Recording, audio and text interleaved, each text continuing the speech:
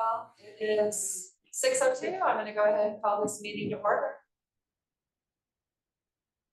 Will the recorder please call the roll? Councilor Rubin. Here. Councilor Hines. Here. Councilor Lemon. Here. Councilor Meredith. Here. Councilor Sutherland. Here. Councilor Wilson. Here. Mayor Solsby. Here. Budget Committee Member Amber Baker. Here. Alex Strayer. Present. Bernie Donner. Yes. Thank you. Craig Engel. Here. Charlene Sales. Danny Solsby. Present. Johanna Z. Thank you.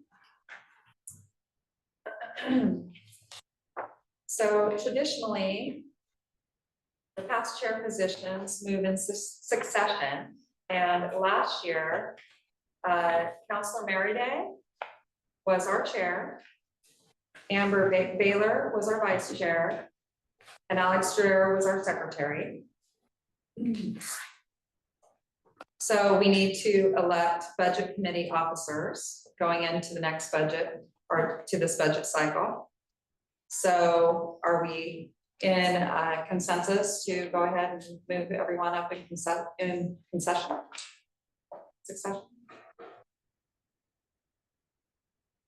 That would make Amber Baylor our chair. All right. You're willing to take that on? Sure. Okay. Everyone else? What about secretary? It would move you up to vice. Then we need a secretary. Yes, and then we would need a secretary. We need to elect. Anyone have any nominations? Anyone like to volunteer?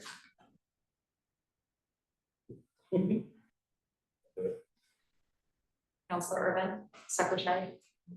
So let's go ahead and do this by motion. Okay. Can I have a motion? Make a motion, Greg. Secretary. Do we have a second? Second. We have a motion with the second. All those in favor signify by saying aye. Aye. Opposed? Motion carried unanimous. Thank you. Mhm. All right, so I will go ahead and ask for an approval or we have some housekeeping. As I ask for an approval of the minutes.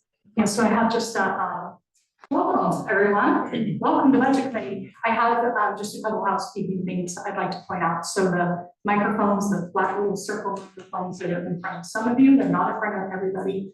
Those are the microphones that allow the people who are attending this meeting virtually to hear you.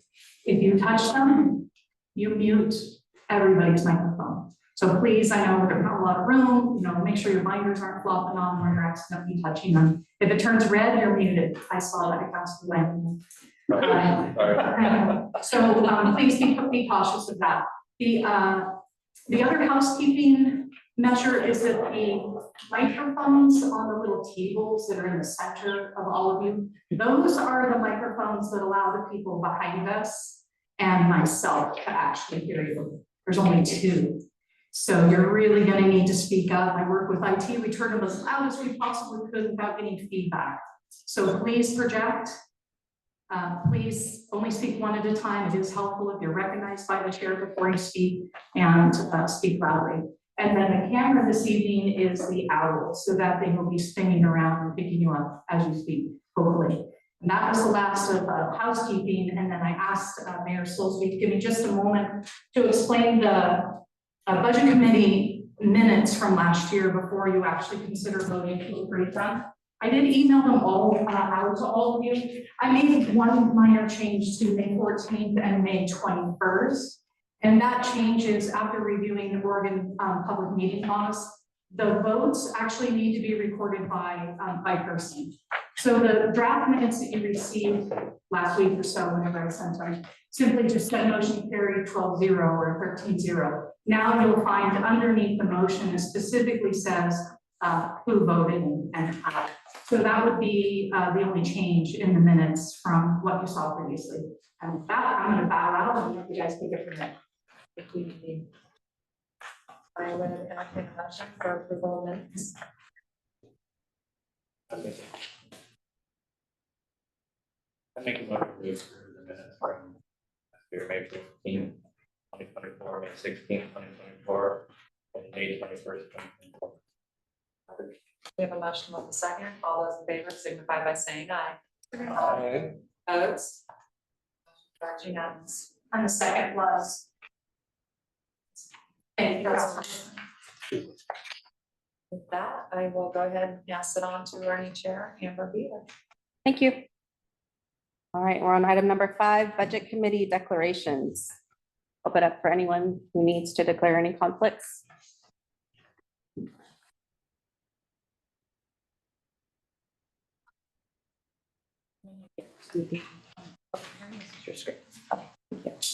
All right, well then let's move on to item number 6, proposed budget and message for Budget Officer Mike Spelling. Well, good evening, everyone. Chair and members of the committee. What I'd like to do this evening, first off, is just introduce the gentleman sitting next to me. Eric is our interim finance and budget director, and he has played a huge role in getting the materials together for you this evening. And so I just want to publicly thank him for all of his hard work and for being willing to join our dysfunctional little family of city staff. I also would introduce a second person, Summer Sears. Summer was not able to be here this evening. Summer is going to be our audit coordinator. She's actually going back and reviewing the city books from 2022 forward so that we can do the 2023 and 2024 fiscal years audits and get those completed. We have a proposed contract from a local auditing firm to provide those services. As often happens in this situation, our city attorney reviewed the contract and had some questions. So we're in the process of finishing the negotiation of that contract with an auditing firm. But Summer's ready to go with 2022, 2023 audits, and hopefully we can get both of these audits done in an efficient fashion. What I'd like to do this evening is really 4 things. First off, I want to talk to you about the city's budget and financial policies. I'm going to talk to you about how we've reorganized city staff over the course of this last year to increase efficiency and also to save some money. And then I want to do a bit of a 10,000 foot view look at our general fund and our cash carryover, kind of give you that bird's eye view of where it is that our budget's going in the general fund. And then give you a little bit of a preview of the presentation discussion that we'll have at Tuesday's meeting of the proposed water, wastewater, and storm drainage rates. After that, we have a public hearing and also a public comment period, and then we'll be diving into the general fund budgets. And of course, our next steps then is on Thursday. We'll take a look at the other budget. So first off, just to look at the city's budget and financial policies. If you open your book and turn to the first tab, which is introduction, it's on page 7. You'll find the city's budget and financial policy. And I'm not going to spend a great deal of time with this. I realize there's a number of folks who want to speak this evening, but I think it's important that we at least do a high-level overview of the city's budget and financial policies. To begin with, our operations and budget policies, our personnel services. It's our policy that our compensation package is comparable to similar positions in other communities. Anytime we buy materials and services, I'll let people catch up if they're having trouble. Page 7 of the first one. For any materials and services, unless there's a demonstrated need, we don't purchase stuff. And for our capital outlay, it's on a case-by-case basis. Our current operating revenues need to be sufficient to support our current operations. And when we have debt or bonded financing, we will not be using it to finance current non-capital expenditures. In other words, we don't go into debt to fund our operating costs. We have performance measures that we establish. The City Council just adopted their goals and objectives last night. And we have a very robust risk management program to try to reduce the risk that the city faces. As state law requires, the budget that's been proposed to you is balanced, and we do follow generally accepted accounting. Our revenue policy is when we look at property taxes, we take a conservative approach. I would note that this last year, we received all but about 2% of what our budgeted property taxes were. which is good. My usual rule of thumb for property tax collection is more like about 3 to 5% is uncollectible. So we're doing pretty well.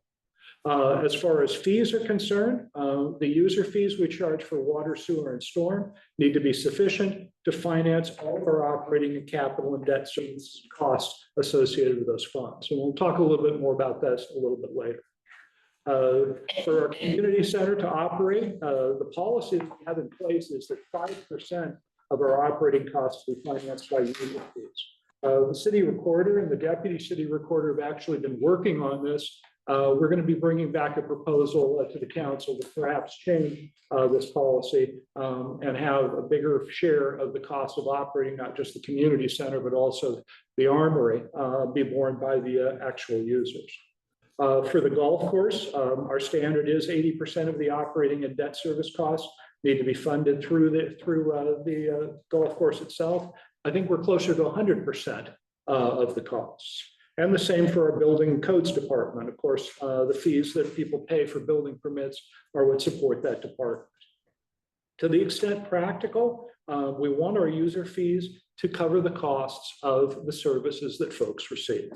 And we review our fees on an annual basis. The city council will be looking at that at one of their June meetings. As far as our debt policy is concerned, for capital projects, if we issue bonds for a project, the period we don't have the bonds last longer than the period that the project is expected to last. I lived up in the Seattle area for 20 years, and some of you may remember the Kingdome, this big dome stadium that they imploded, blew up. What you may not know is that when they blew it up, the county still owed about 10 years worth of bond payments on it. We don't do that. Our general obligation bonds cannot exceed 3% of the city's real market and taxable value. That's state law. Our debt service can't exceed 15%. Again, that's state standards. We do our best to keep our bond rating as high as we can, and we try to avoid unfunded liabilities. Our reserve policy is with our unappropriated fund balance and our contingency. Our unappropriated fund balance is the money that we have at the end of the year to start the next fiscal year. In the general fund, this is especially important because the general fund is largely funded by property taxes. Property tax revenue doesn't come in until toward the end of the calendar year. So we have to pay our bills and meet payroll until those property tax revenue starts coming in. So it's a big reason that we have to have that unappropriated fund balance. Our contingency is essentially our rainy day fund, and it needs to be a minimum of 3%. Again, both of these are things that we want to talk with the city council about, of adjusting both of those percentages up.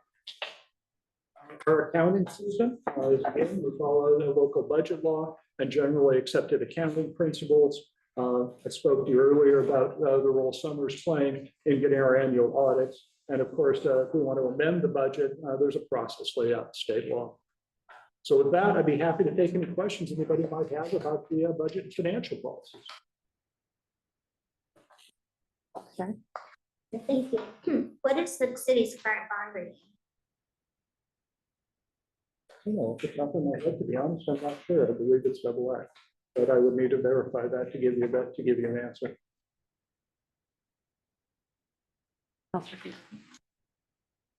And under the debt service and the debt policy, you go over what the total general government operating revenue is, and what might be excluded from that.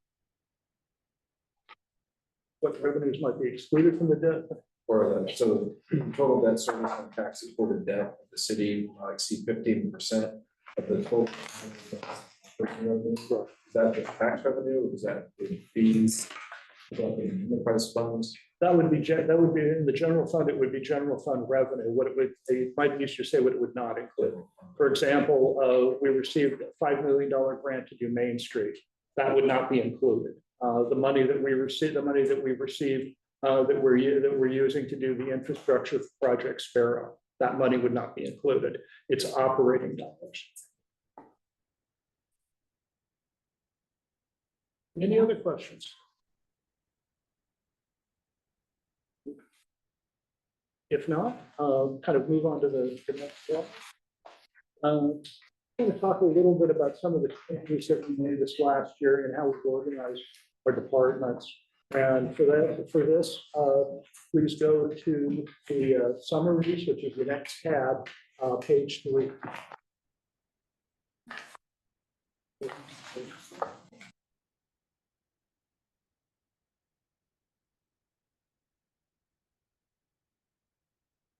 So turning to the second page here, it says city manager's office at the beginning. I would note a couple of changes that are being made throughout the departments. First, we have added a deputy city recorder. This position was over in the community center. We actually had 2 folks working over in the community center. One of the positions was eliminated in this year's budget, and the second one was transferred over to the city manager's office. In our human resources department, we've upgraded the position from a human resources manager to a human resources director. Andy is a department of 1 and a department director running that department. In our finance department, we've added 2 positions, a finance office assistant and payroll technician. And we are not funding the department director, the finance director position. Instead, we are budgeting funds and contract services. So at least through this next year, we'll have Eric and Summer continuing to work with us and basically play that role of the finance director. Now, this is something that we want to experiment with for a year, and then we'll come back and talk with the city council about it. In our police department, we've reorganized under 2 captains, an operations captain, and administrative captain, who are directly under the chief of police. I laugh about the fact that the executive assistant is over everybody, should be over the chief of police as well. She's really the one that runs the department. Under the two captains, we have our sergeants and also the detective police officers. Our public works department for the next couple pages is really basically the same as it's been. There's been a reorganization within our public works department. In our community development department, we again have eliminated the community development director position, and instead we promoted from within for a community development manager, divided us into 2 divisions, planning and building. We'll be adding a second planner. We currently have an associate planner. We'll be adding a senior planner position, and then also an inspector position. And those would be the changes that we're making within how we're structuring our city staff. Any questions about that? Can you explain how you came about the decision not to replace the finance director and what the cost difference would be and why you went down that road? The cost of what we're doing for the 2 contract positions is somewhat similar to what we would for a finance director. Really 2 things. First, what we're doing seems to be working pretty well for us with the contract positions for the last couple of months. The other is a more practical reality. It's very difficult to hire a finance director right now. I know other cities that have gone out and spent 6 months trying to recruit a finance director on their own, and then hired a consultant and paid a pretty high fee to the consultant for the next 6 months, and then able to find a finance director. Now, unfortunately, people in those positions seem to be either staying where they are and getting promoted from within or moving to larger organizations. There simply aren't that many people out there looking for to fill that kind of a position. Like I said, this is going to be a bit of an experiment for a year. We'll see how it goes. And we may feel by the need to have someone here full-time as a finance director. But at this point, what we want to do is basically keep the finance department going. And our real big priority is getting those 2 audits done. So having a contractor who's dedicated to getting the audits done was also kind of a driving force. So a follow-up to that. So we're not getting as many hours devoted because we're contracting. Would that be a correct statement? I would think overall with 2 people, we're getting close to 40 hours a week. But no, we do not have 1 full-time employee. Question. Yeah. So the interim finance director, I'm just a little confused as to the audit, people do the audit, are they the ones that are actually contracting to do the finance director position? No, we have two different people, So they're not related in any. I don't know. I don't know. I was gonna say, they're, Okay, they know each other. They've okay, met. I just didn't. But no, it's, part of this also is having somebody doing the audit who's completely independent. Right. And having somebody be able to go back, like I said, to 2022 and just kind of build our books back again, coming forward. Because we have two audits that we need to complete. The folks who were here at the time, we've had a lot of turnover in our finance department. And just to have kind of a clean slate and a clean set of eyes.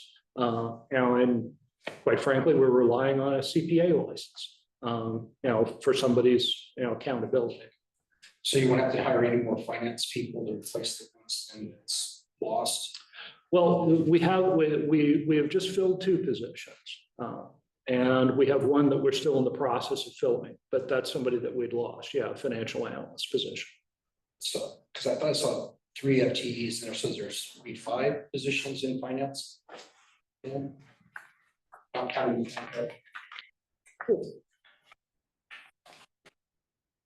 Maybe get that. Sure, no.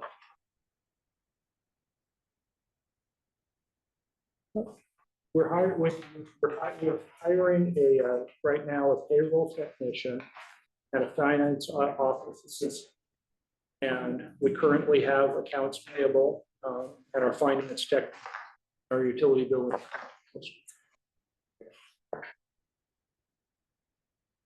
And our financial analyst position at the top. That's the position we're currently trying to fill. We lost our this year we lost our finance director and our financial analyst, which are basically the two most important people in the finance department when it comes to putting together the budget. Thank you. Councilor Merrigan. Thank you, Chair. Is there a savings using consultants and that we don't pay into PERS or health insurance or other things that we would if it was a city employee? Yes, there is a savings from what we would pay in personnel costs. Having said that, just as a budget number, the amount that we're budgeting in contract services is about what it would have cost to pay for a finance director. The truth is, we don't know exactly, how many hours we're going to have, but that's kind of our rule of thumb is it's going to cost the same as what a finance director. But not more. I was going to say, I think it will cost less, but again, the budget figure that we're using is what it would cost for a finance director. Thank you. So paying the same though, I have a part-time full-time person. I realize it's hard to find something, but if we could hypothetically have a full-time person for the same amount of money. Well, that would be the salary that range that the city would have. I'm always a little hinky to say that we're going to be able to find somebody for a particular salary, but that's certainly what we would advertise the salary. Okay. Question on the audit. Any findings or anything at this point from 2022, 2023? There are no findings because we haven't completed the audit yet. Okay, so no preliminary findings. There aren't any preliminary findings. I was just talking with folks from Eisler, our auditing firm this afternoon, and they're ready to go. Like I said, it's simply a matter of, the city attorney needs to finish reviewing contract and any changes that the city attorney wants to make, Eisler is going to need to agree to. Okay, thank you.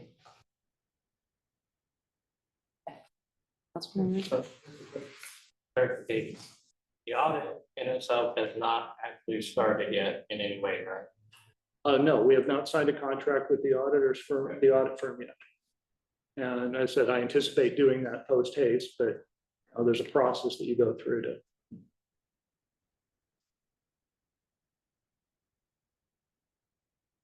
Any other questions about staff? Yeah, Councilor Harkin. Eisler was Eisler the firm that we had used in prior years? Yes. I think there might be some questions around the audit. I listened back to last year's and it sounded like, oh, in June, we should be able to have the 2022-2023 audit, fully underway. And I'm just kind of trying to understand how we're here. And it sounds like we don't have a firm timeline still because there's no contract. So I'm just trying to understand the background. I don't want to get into anything that would be considered personal issues. Our finance director this last year, was out of the office for an extensive period of time. And a lot of the work that she was doing was excellent work, was put off because, we were dealing with some medical issues and some other things that I don't really want to talk about in public. So. Okay, thank you. Alex. Back to the audit, were y'all preparing a schedule with expenditures of federal awards or tracking how much your federal awards are? Because you're required to have a single audit if your federal awards are $750,000 or more prior to October 1, 24, or $1 million post. And we received, I'm not sure how much ARPA money you received, but definitely with the EDA grant and other large grants might put you in a single audit timeframe. We're actually required to do 2 audits, one specifically for ARPA. The city received a little over $2 million. And we're required to do an audit specifically for ARPA and then also to do the single audit that you described. So you did a project specific audit for ARPA. I think, yeah, I think we're required to, is my understanding. Has it been completed? No, it's part of this, it's part of, it's being done at the same time.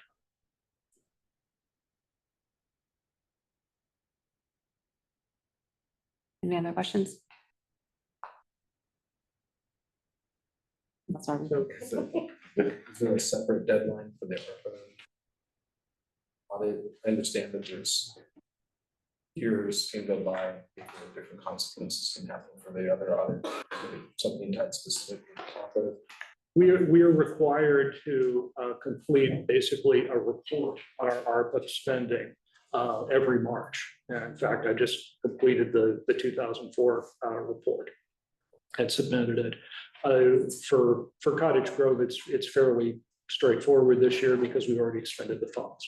But in years where the city, it was still expending or receiving and expending tranches of money from the ARPA, it was a report that had to be submitted. And it's on the line. It's a federal form. It's kind of like filing your income taxes. The audit specifically, because that's separate than the reports. The audit is separate, yes. So is there a timeline stipulated for that audit to be complete? It's my understanding that it needs to be completed simultaneously with the city's audit. So to answer your question, are we behind? Yes. And we need to, and that's why we're doing what we can to get the audit completed, including bringing in, a separate person who's dedicated to getting those audits completed. Can you help us understand what the ramifications of the situation we're in? Does it affect credit rating? Does it affect, grant applications? Are there other negative repercussions that we can be aware of? If we were to continue down this road of not completing our audits, there definitely would be ramifications for it. It would impact our ability to apply for grant funds. It would impact our bond rating, whether or not people would be willing to even buy municipal bonds from a city that doesn't have audits they can provide and show that they have audited books that show they have the money to repay the bond payments.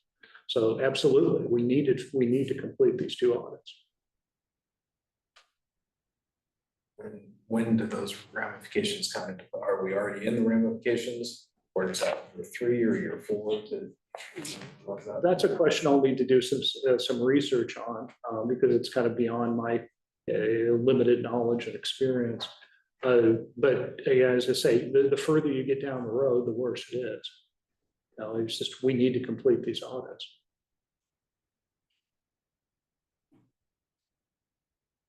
Thank you, Chair. The city of Cottage Grove is on the Secretary of State delinquent filers list, but you can ask for an extension. Have you considered asking for an extension to file your audit so that you're not on the list with a star that says You didn't ask for an extension. I've had that conversation with Summer. And, at this point, we're kind of waiting until we have a contract in place and we started the process. Then we can go to the state and say, we're making substantial progress moving toward this. Please take us off the naughty list. But, it's just, to answer your question directly, yes. But I think it's a timing issue that we need to demonstrate that we're taking, we're moving forward.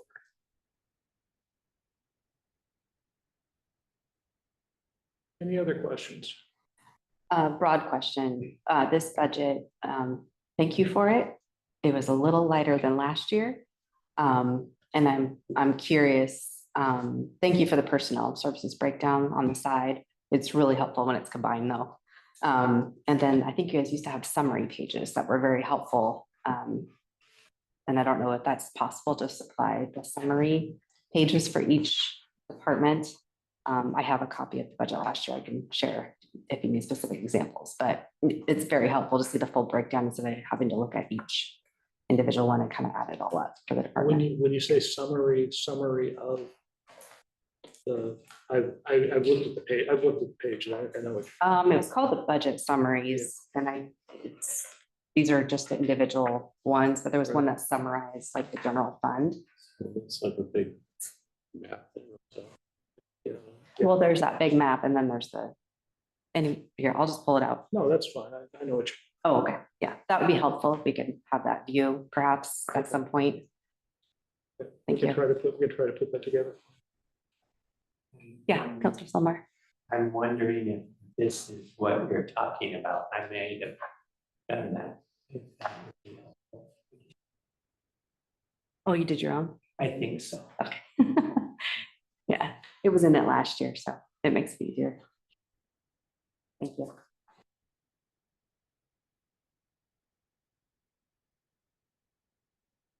Yeah, a bit more. It was a little bit more broken down than that, but good. Well, So around that way. Thank you. And I also appreciate this part of it broke down, but it still isn't as clear as last year because we don't know where everybody's step is. We don't really know what each position is making because we don't know where they're at in that. So we don't really know where those funds are going. Like the finance department says there's 3 FTEs, but then on this other sheet, there shows that there's 5.8 FTEs. So that doesn't match the budget. So I know those other people are adding the budgets. So I'm clear there. Well, when we get to that, it's. Chair, I just want to know for finance, it's not all the staff people are 1 FTE. Some of them are 0.7 FTE. That's why it doesn't add up. Well, it shows 5.8 there on this one sheet he gave us. Budget versus 3.2. It's the blackboard. Sure. Oh, that'd be great. Thank you. That was my question. When you look underneath the actual budget itself, it says 3.2 FTE. 3.0. In general fund. Well,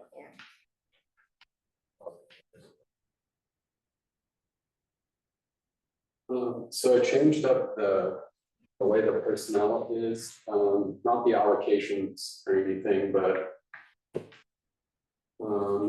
I'm just gonna write up here a few funds so I can illustrate what's going on.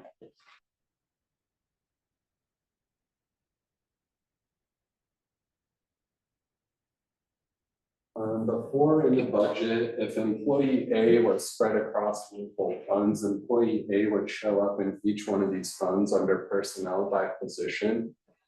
It made it really hard to make sure you were getting all of the information for one person allocated across the funds. So what I've done is change to like employee A might go like 10% here, 5% here. 0% police. I'm not going to do the math to get to 100%, but you're following me. So all of these together are going to equal 100% of an FTE. And then if you go down through all of the employees to Z, you're going to like add up everyone's allocation. And this might be 3.5 FTE. even though like, if A, B, C, D, E, F are all in finance. There might be 5 people in finance, but the way they get distributed across throughout the city ends up so that finance doesn't arrive at 5, it ends up at 3.8.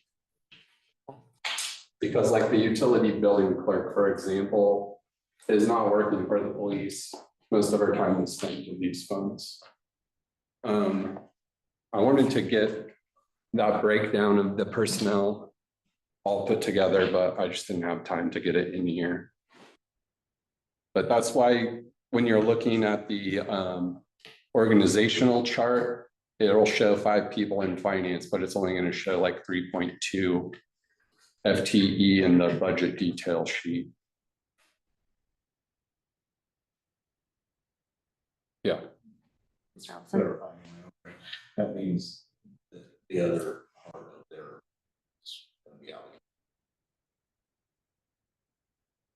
Yes.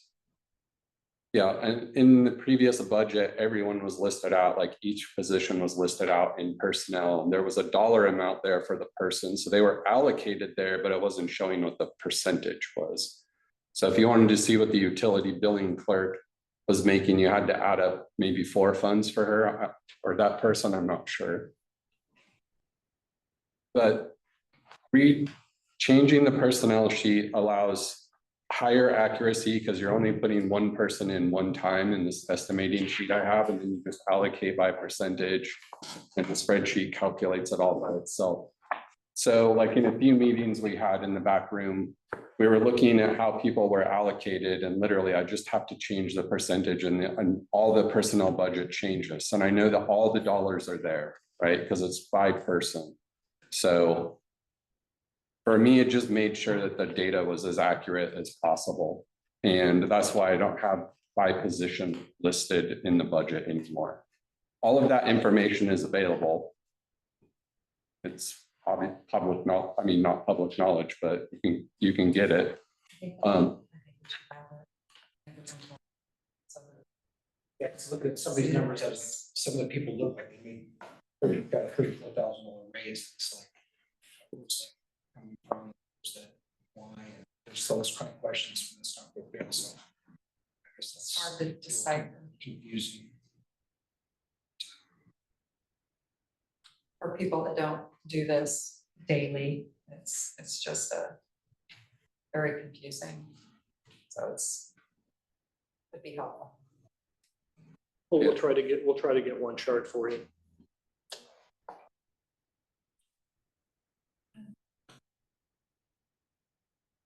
Any other questions before we move on?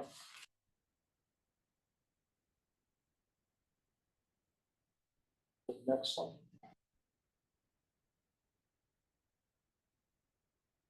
So for the general fund carryover, kind of giving you a 10,000-foot view of what's happening with our general fund. You'll recall last year, we had cut about $1.5 million out of the budget so that we could balance the general fund. We ended up eliminating positions in a number of different departments. And with this year's budget, we're not looking at those sort of cuts, but what we've done is restructured, as I said, the community development department, the finance department, our police department. We're treating the community center more like we do the armory for long and short-term rentals. And when positions become vacant, we're not automatically filling them. As we did this last year, when there was a vacancy at the library, we did not fill that position. And the results of that were that we had a reduction in the level of service that we provide.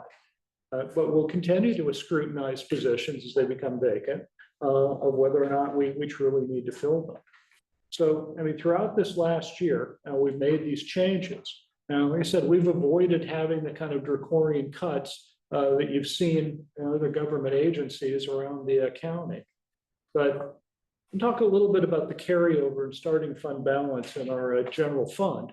This last year, this current fiscal year, we started out with about $2.2 million. If you look at the budget for 2025, 2026, we're showing a starting balance in the general fund of about $4.5 million.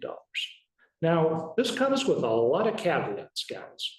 First of all, as of today, we are about $1 million in vacant positions within our police department. Now, let me hasten to say that our goal is to fully staff our police department. But at this point, because that department is not fully staffed, we have about $1 million more in the carryover. There's also been some grant funds that we recently learned that will not be received. So if you look at the end of the general fund budget and you look at our estimated carryover for 2026, 2027, it's actually about $2.8 million. In other words, if we fully staff all our positions and we spend every dollar that's budgeted, we're not going to do that. We would be looking at spending as much as $2 million more this next year than what we brought in, and getting ourselves right back in the hole that we were. So we need to continue to be cautious. We need to continue to look for opportunities to restructure our departments so that we're able to save money and increase efficiency. And when positions become vacant, we may not be filling them. Again, we're trying to avoid getting into the position that we were at the beginning of this fiscal year. So any questions about that? Lots, but I'm not sure. The one, because I was under the impression we were 1.2 deficit carryover we had to make up. Then we went from being 1.2 to being 4 in the black for the next carryover in 25, but that's based on the fact that if we didn't hire, and does that take into fact some of the grants, some of the other things that, and properties that, do we have some properties though that didn't have sold or haven't paid yet? Well, the properties would have been in the utilities rather than the general fund. But this is the general fund. What happened last year was we had estimated the previous year that we would have a carryover of about $3.3 million. When we approached putting together the budget for this current year, we found that that was actually $2.2 million. So about $1.1 million we needed to balance our cash carryover from the beginning. So we're $1.1 million in the hole on July 1st. So in order to submit a balanced budget to you last year, we eliminated a number of positions and cut a bunch of programs so that we could get to a balanced budget. What I don't want is for people to look at this and say, wow, we're doing great. We've raised our cash carryover from 2.2 to 4.5. Well, on paper, but that's because we haven't filled positions and because there were some grant funds that we didn't receive. We're actually in about the same place that we were at the beginning of the year. Now, I just said, when we initially did the budget, people were looking at it going, boy, this is great. No, it's not. What it reflects is the fact that we haven't filled all of our police department positions. And that there's other funds, that there's grant funds that we didn't receive. And it's about $1 million, I'm saying, from police that we haven't filled. Yeah. And it's, it's where it's a spot in time. It'll be different. It'll be less than that by the end of this fiscal year in 3-4 more months. But what it's demonstrating is that we have not succeeded in fully staffing our police department. Now, it's not through lack of effort. Right now, I think we've got 4 or 5 folks that are in background checks. I think as we've discussed with the city council, it takes a long time to hire a police officer. There's a whole process to it. And we're going through that process. And our goal is purely to have that police department fully staffed. And the chief and Mandy and the other folks in the police department are definitely working toward that. Which, sorry. Somebody have a question? Well, if you look at the difference, $1 million, well, you're 4.5 million and you're 2.2 or 2.3. So grants, you're missing about like 1 something in grants. Yeah. There was one fairly substantial grant that we thought we were going to receive and ended up not receiving. Which one? This was for the community center. Okay. Yeah. Okay. Did we get the FEMA? The FEMA grant for the ice storm? Yes. Yeah, so we, with our FEMA reimbursement requests, we've had. They break them down into projects. I believe there's 7 projects right now. We've had 2 projects that have been reimbursed. We are in line to receive 3 projects this week, is my understanding. We have 2 projects that are left. One is, which is the largest, it's the debris removal of $2.4 million. But my latest check this on Monday was that has completed its final review and it's headed to the state for funding. So in my conversations with the state, we've been told that we will receive our FEMA reimbursement before the end of June 30 in its total, which is perfect. Okay, and the budget is built with the assumption that those will be received. Okay, thank you. Can I say something? Sure. So if you look at the slide up here with the beginning fund balance of 4.575 million, and then ending the year with 2.847 million, that means that $1.7 million is being spent. That is not revenue that's coming in this year. So if you look at that 4.5 million as the beginning of the year savings account, go all the way through the year, end the year with 2.8 million. This budget is spending $1.7 million of savings.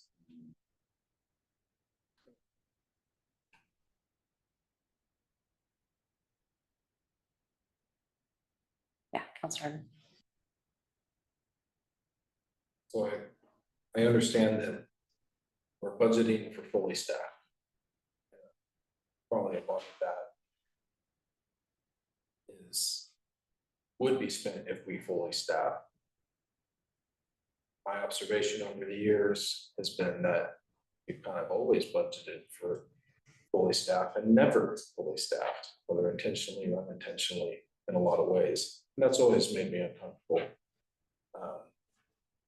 I'm wondering, at what point do we just budget for what we reasonably think we can staff? And then you increase or modify the budgets as we actually can staff more, just so it's more transparent. So I have thoughts about why we might do it the way we're doing it, but I'd like to understand what the utility is to the city by perpetually, budgeting for staffing that we never have. Yeah, I can't answer to that, but personally, I would like to see the resources and requirements those 2 numbers be closer together. Resources and requirements are for the activity of the year, right? What keeps those apart? Well, as the person doing the estimating, like I have to be conservative. It's my job to be conservative. So being conservative with revenue means you underestimate the revenue a little bit, right? Being conservative with the expenditures means you overestimate the expenditures a little bit. So that creates a gap. How to get rid of that gap is to be as accurate as possible. I haven't been here long enough to be like intimate with the revenue streams. Like I looked at a bunch of revenue streams.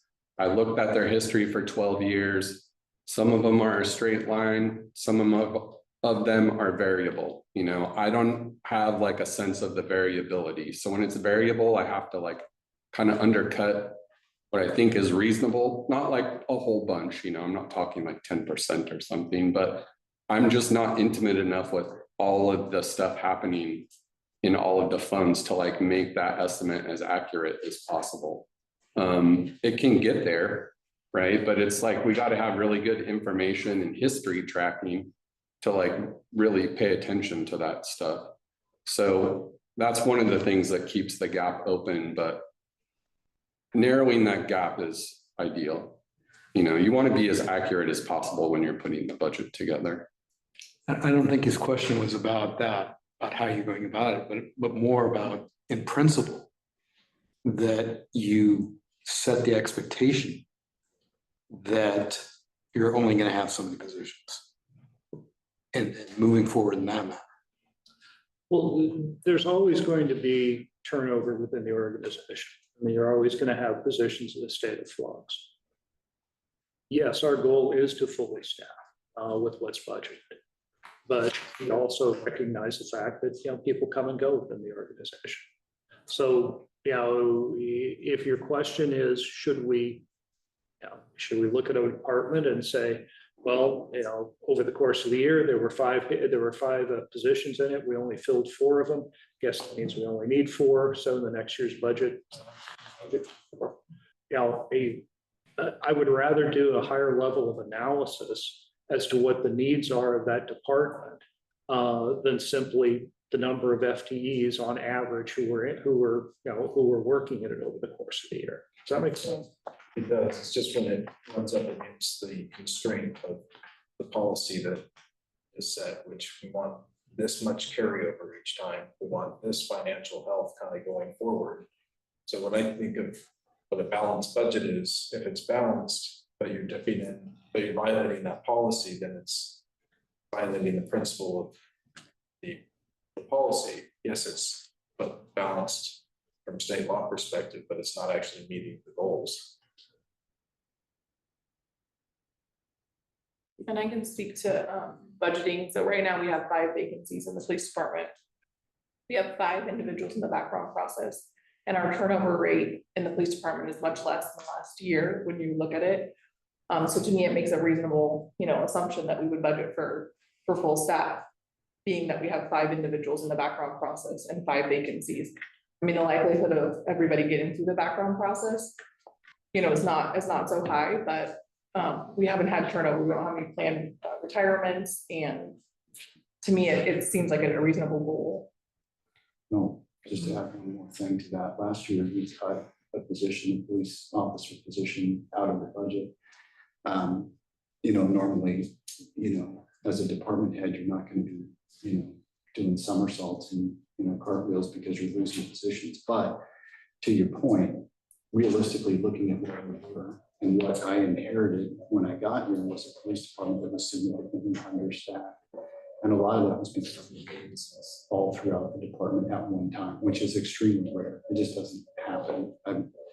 You're not going to find many departments that lose half their staff at one time. But what we did over the last years is we did get a few offers out there. People don't make it through the background, but we put together the budget last year and this year with what we are reasonably anticipating we're going to have and what we need to have. And it's really, when it comes to staffing, the way we're staffed right now with the 911 center and the police department, with the stated goals that were in place when I got here, of having a fully functional 911 center that's operational 24/7, 365, and having 2 officers on the street 24/7, 365. What is in this proposed budget for our FTE is about the bare minimum that you can have to come close to making that happen. And it's really probably a little bit less than what we need to ensure that our officers still get time off for vacation, sick time, training, all of those different things, officers going to court, to be able to build that cushion in there. And so we didn't, this year, I think, is the first time we've been able to, why we had $1 million underspent the last couple of years, just because of the anomaly of what that looked like, knowing that we needed those positions to fill them. And if we could fill them, we had every intention of filling those positions. Sometimes it's harder in the police department world to do that because of the process to hire them. And sometimes you get really good candidates and you're, months into this and they fall off for one reason or another. So that's kind of where we ended up now, which is why we're going to have some vacancies that will carry over, even though we don't have any positions to hire for right now. Like Mandy and I don't have any interviews scheduled. We have nothing, because every position that is currently on the books is either filled or has somebody in the background process. Those positions, even if they're successful, won't be on board by June 30. So they won't count in this budget.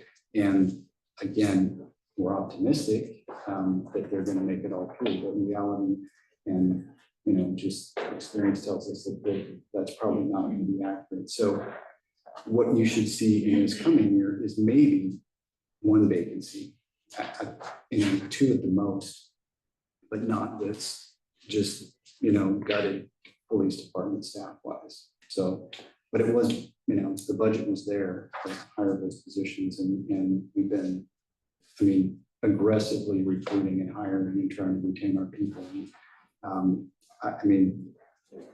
I'll just say we've done an excellent job. And, I think people on the outside looking in at what we've done will say that, we've accomplished something that, to be quite honest with you, a lot of people told me that couldn't be done. So, but moving forward, our goal is to provide an accurate picture of what this looks like into the future and not to try to, budget for money knowing that we're not going to spend it. And at least in the police department side, personnel wise, and for every single line item, we went through with meticulous detail, and a huge credit to Brooke for going through to make sure that the money that we're asking for, we have every intention of spending it for things that we need without trying to, have it, or ask for more than what we really truly going to need to accomplish what the state goals have been for the police department. Help at all? Yeah, I appreciate you sharing that insight. What I don't, it's like, what size sandbox are we playing in? Is what the policy is set for. It sets the constraints. We want this much carryover from this year to this year to ensure the long-term health and viability of the organization. What I'm hearing is, hey, maybe the goals of the service levels are incompatible with the goals of the budget. So it's part of what we're doing here is saying, we don't want to rely on, we don't want to dip into contingency each time as the structure of the budget. We want to say, how do we size everything so that the goals are met? That can mean a number of different things. I'm just observing that this has been maybe the status quo for the time that I've served here. That's it took me a while to realize what was happening, but I don't think that's the best way to run an organization. That's not super transparent, and it doesn't. Yeah, so I'm sure we'll talk more as we go through different funds, but that's what I'm bearing in mind. Last year, there was a very helpful graph that was produced that explained the trending over time. And I was really hoping we'd see an updated one with actuals for this, the projections for this current budget. Is there any chance we could have that made available to us and maybe walk through that a little bit more for people who haven't been on the budget committee before, explaining how we got here, what it actually means, and then kind of that conversation that we haven't had yet, but comes up all the time is you're limited to how much your property taxes, they're capped at 3%, but then there's the general fund that continues to increase because there's expenses, et cetera. And what I'm not really clear on is the administrative side, which is a lot of the general fund, the percentage that's growing versus the percentage that our taxes are growing. So are we paying more for salaries and benefits at a pace that's beyond 3%? And if we are, I don't see how you ever get out of the hole. And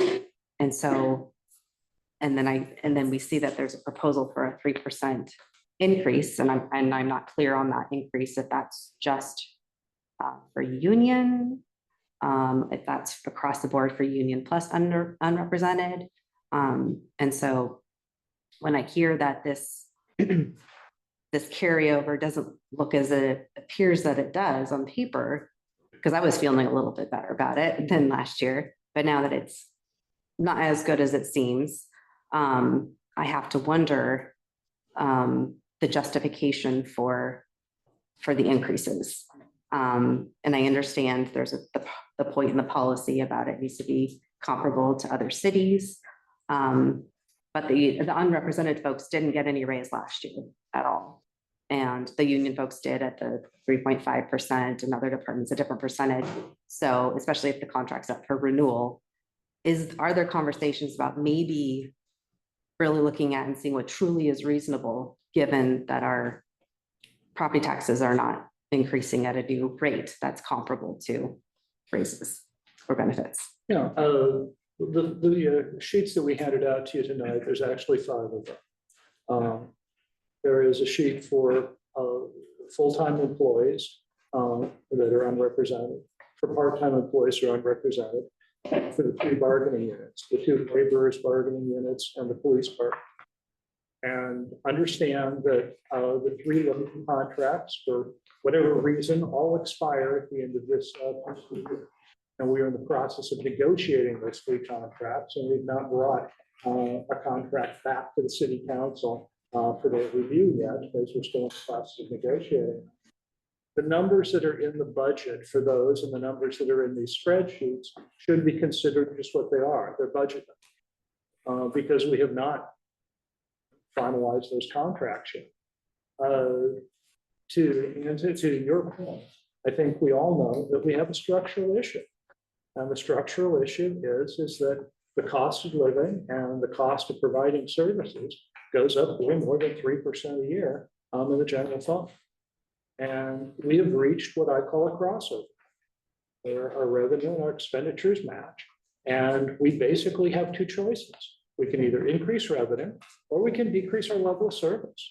And what we did last year was we decreased our level of service. And over the course of this last year, whether it's not really reflected in the budget, but we also decreased our level of service. We didn't fill positions in the library that caused the library to close on Saturday. We did not fill department director positions, the finance department and also in the community development department. So people would argue that's a reduction in the level of service. Again, you're absolutely right. There's no way that a city can ever catch up, given the structural issues that we have with how we do property taxes in the state of Oregon. Having said that, I don't think that it's likely that that's going to change anytime soon. So, we need to look at some other options. City Council started a conversation on Monday night about looking at different ways to fund police services. And that's a conversation for policymakers to have. They're the elected officials, and we'll continue that conversation. But, what you said is absolutely correct. That we have a structural issue that we need to, that we really can't address by any way other than, like I said, we can decrease our level of service or we can increase revenue. Now, it's almost a binary decision. Councilor. To share the last League of Oregon Cities meeting in North Bend, the city manager of Grants Pass publicly scolded everyone in the decision-making process of hiring. How can you be giving such big increases? You know what that does to the rest of us. And I think it may be an unpopular opinion, but I work in the private industry, and guess who hasn't taken a raise in many years? And my staff and everyone else. And we see an unsustainable artificial market in public service that continues to balloon. And it just doesn't match the rest of reality of the other sectors. And so I think you see a bubble, and people, I start to hear the pings of the bubble bursting, and they come out and they get mobilized. And I think there's a hard reality that has to be met. Who's the first one to take the hit? You lose your employees until that one bursts, and then that one. But this whole thing is an artificial bubble. The public service and unions and the wages are artificially high, and it's hurting us as a city, and it's causing deficits. So I think we kind of just have to be truthful about what the reality is.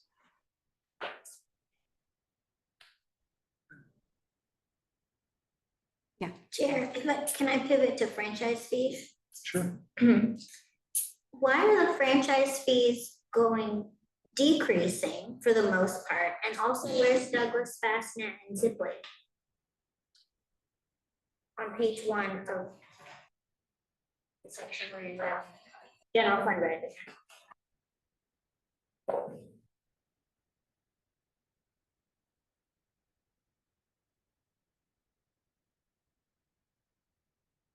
It's one of my tabs.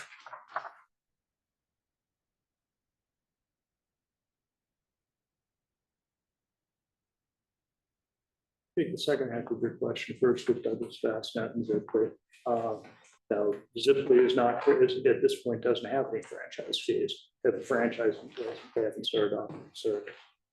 Douglas Fastnet is kind of moving, at this point. So there probably will be some revenue from that. I doubt that it will be significant, but it's certainly something that in future years we need to make sure that we're capturing. And again, franchise fees are based on history and projections. There's a certain amount of, we don't know how many people are going to sign up for, they are going to sign up for CenturyLink. But, it's just, we kind of come up with what we think is a reasonable number going forward. I'm going to talk a little bit about the next slide pretty quickly here. What I wanted to do is kind of give you going forward information that we're going to talk about more on Thursday, which is our proposed residential water and sewer rates. We'll be having a presentation for you showing how these rates were established, but I just kind of wanted to give you a preview of it as part of my presentation this evening. And you can see what the new residential rates are listed in your packet. Rather than going through and talking about percentage, I just kind of want to bottom line it for you. What city staff is proposing. The practical impact would be for a typical single family home. Next slide, please. For a typical single family home, about 5,000 gallons of water a month, their rate would go up about $6 to $7 per month. This kind of goes to your comment about the rising costs of providing the same level of service. We looked at our Main Street businesses in two categories, those that are kind of nominal water users, those that are businesses that are more water dependent. For a Main Street business like retail shop or bookstore, they're looking at an increase of about 8-9% per month. For a Main Street business that's more water dependent, like a salon, a restaurant, a tattoo parlor, they're looking at an increase of around $11 per month. And we then started looking outside the downtown core, businesses with large parking lots where they've got a lot of storm drainage fees that they're paying. Be looking somewhere around $32, $33 a month. And for a specific large business, which I'll not name, that's outside the city limits, that does a lot of industrial manufacturing, their rates may go up about $180 per month. And with that, what I finally want to do is really thank city staff. As I said earlier, in a year where we lost our long-term finance director and our financial analyst, the two folks who are most responsible for assembling this budget document, city staff really pulled together to really bring a successful completion to this project. So huge thank you to all of city staff that are here. I couldn't do this job without you. I appreciate everything that you guys do. So thank you very much. This was a rough process getting through this without our two key people. So thank you very much, guys. Not happy to take any other questions you might have.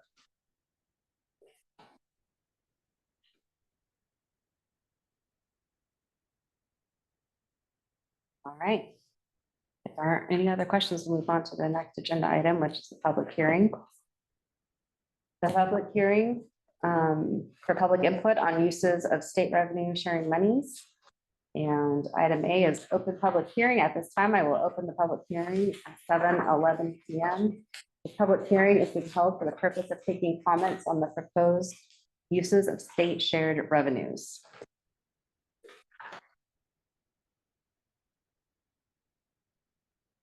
Just read through all of these. B, public testimony. We'll now take a public testimony. For all persons testifying, please state your name and address for the record.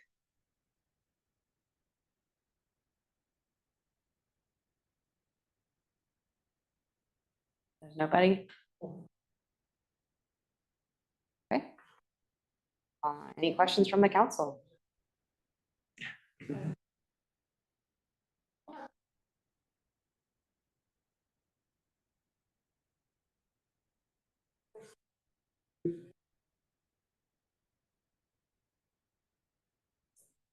Well, it's not for an ordinance, it's for that budget, so. Excuse me, Chair, it's specifically for the state shared revenues. And so if there's other requests for appropriations, those we take place at the next agenda item. All right, then I will close the public hearing. I now close the public hearing at 7:12 PM. And then we move on to item 8, which is public comment request for appropriations. There. In the past, we've had some explanation of what this state shared revenues. Because I believe they are allocated in a certain manner that right now. Well, it's a requirement, I believe, to hold a hearing to see if there's any requests for how they might be utilized. It might be edifying for the group to know how they're being used now. Where they're being allocated. The state shared revenue is a direct contribution from the state to individual jurisdictions like Cottage Grove. Traditionally, Cottage Grove has used it within its general fund to fund anything that's within the general fund. It hasn't been dedicated to a specific purpose. We are estimating that there will be $170,000 this next year. Understand that our dear friends in Salem get to decide how much state shared revenue they're going to share with cities. And to my knowledge, they have not made that final decision. It will be usually occurs fairly late in the legislative process. But Cottage Grove has traditionally not had, we'll take our state shared revenue and spend it on this. It's just been treated as revenue within the general fund, like a franchise fee or cigarette taxes or whatever. Mr. Meredith? Thank you, Chair. And that's also not, the state apportionment for road funds is a different. That's a separate, separate. the gas tax money is in a separate fund. Thank you. Any other questions? Do I need to close it again? Go back. Transcript. All right, and I'll close the public hearing at 7:14 PM.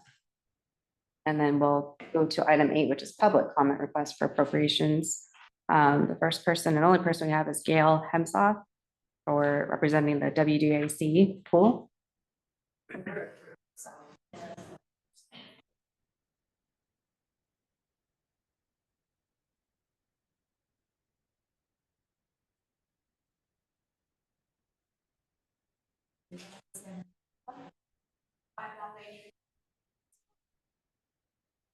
Mayor, city councilors, committee members and city manager. My name is Anna. 710 North.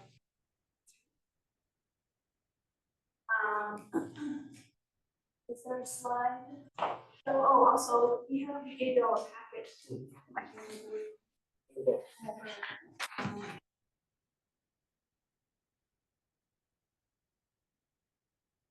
We are doing a presentation by the Warren County Aquatic Center Support Group. Thank you so much for the opportunity to present information for consideration.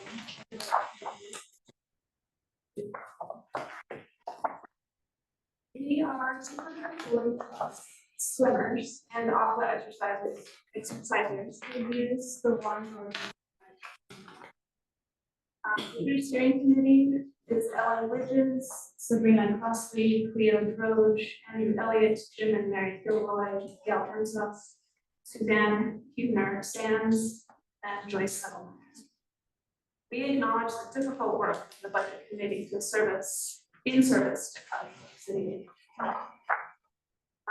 We appreciate the city's ongoing support of the Warren Doherty Aquatic Center community programs as vital to our community's well-being and quality of life.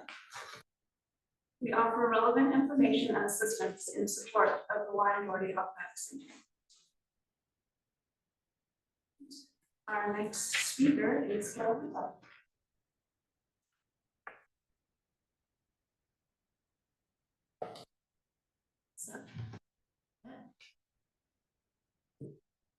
So I'm gonna talk about two things in your packet. The first one is we have the community support for the pool.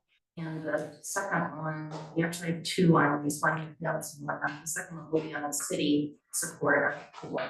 So to just get oriented, this first graph is a little dense. Going across the top, you have the milestones related to the pools. And then underneath you have management of the pools. So I'll do those top two first, and then I'll go through the funding, which was going to be limited more to a lot of the donations that have come in over the years for the pool. So it's a 70-year history, and in 1953 there were two drownings, and the community decided, you know, we're going to get our own pool. We've got to teach kids how to swim. So it was initially outdoors, and it was built in 1955, and 10 years later it was covered. And a recreation group was managing it during those 10 years. Wally Chickeni was in charge for much of that time. Ron Pupke was involved. After it was covered though, South Lake School District began to manage it. And swim lessons became part of the curriculum. And that continues to this day. Children in our schools go to the pool for 2 weeks of lessons every school year. The teams also began in 1966. That's when Bud Taylor came. Now that takes us to that first break where you see it, the year 2000. That's when the city bought the old Safeway building, and there was a therapy pool in it.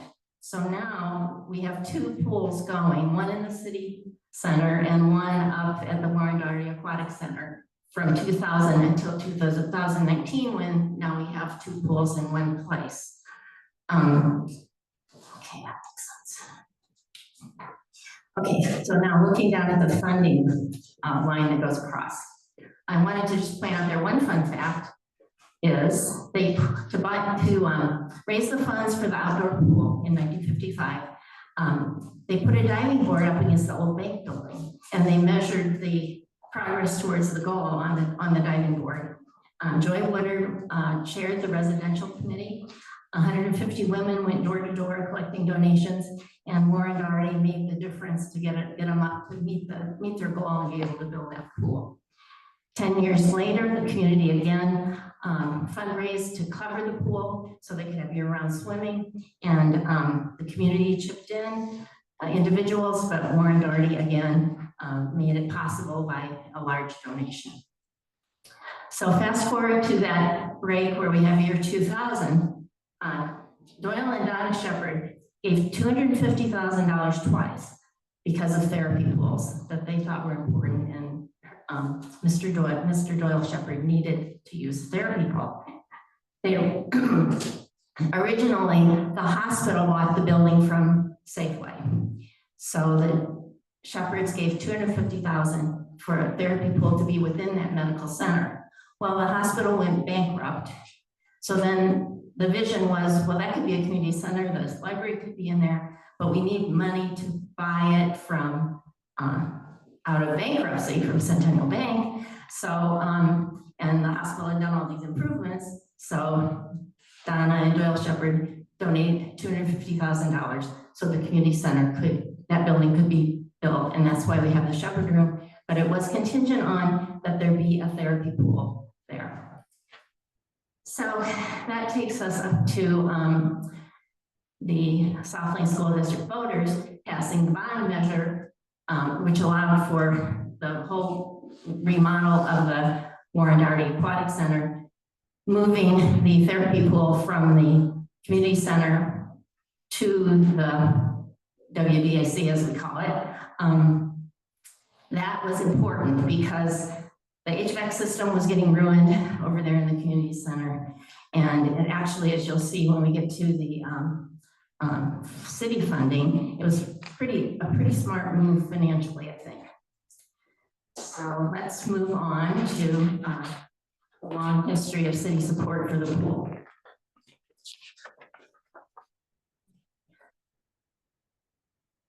Slide. The Royal, well, it begins at 2009-10. That's as far back as I could go. All of these numbers come from online city budgets.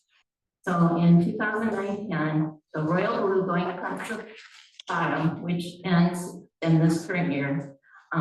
That's what the city was giving in cash to the South Lake School District for the pool. You see a big jump there in 2018, 19, 19, 20.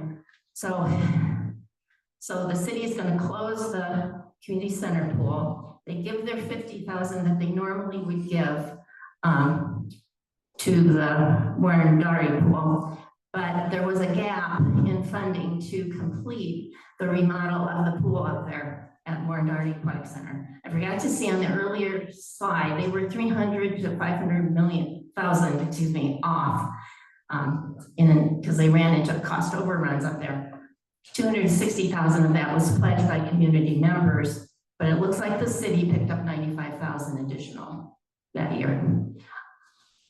So after that, the city, and at that time, the city manager negotiated with the school district for the city to provide 75,000 a year for now both pools having community access.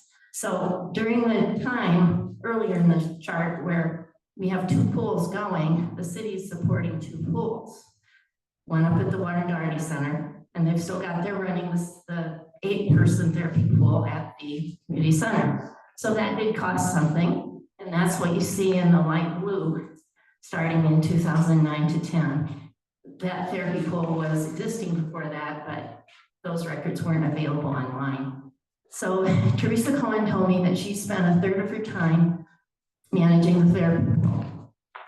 So from the city budgets, I could calculate how much that would be, and the chemicals were in the budgets as well. And I did add 25% for OPE. So that's where I got the light blue figure that you see. So really, we've gone from 2 pools, one with only 8 capacity in the community center and the high school pool, or I call it the WDSC, to a 42-person therapy pool at up at the former high school location. And not a lot more of additional money having to come out from the city, it doesn't look like. So that's what that's all about. And that concludes me. And the next person is Joyce Settlemeyer. Next page, you see that's a schedule of pool offerings. And so we just want to make that what a great deal we have with this relationship between the school district and the city. There's a lot of on the state really admire that we can work together this way. And she's given me a lot of background on what our community's done. So part of what this slide is showing you is the bang for our buck, that your 75 grand that the city contributes. We have this community use in addition to this school children getting the lessons every year for 2 weeks, the purpose of the pool. So if you go to the next slide, we have, it's called high value return on our investment. You guys have this thing happening, but we want to make sure you understand that you must the physical health benefits and mental health benefits that the pool offers. That's why we have people that are supporting it, and we get the 200 mark pretty easy of people supporting us because they use this regularly. So there's a lot of passion behind having the pool continue what it's able to do. So we have a separate report in your packet for some more reading about the value-added benefits of community building, financial well-being, jobs, crime prevention, water safety. There's quite a bit of research out of what a community pool can do. And also the other thing just to mention, there's a large number in the last few years of community pools that have had to close because of funding. So we're unique in that we have this joint relationship with the school district and the city contributing to it to carry. Actually, go to our next slide of basic enforcement. We have baby classes for elders, laps on through like with the water programs that we have. And so there's lots of benefits of that for children, for older adults, pregnant women, people with disabilities, athletes, cross-training. And so hopefully you're hearing from us all the benefits of we want to support this program, and I'm going to pass it off right.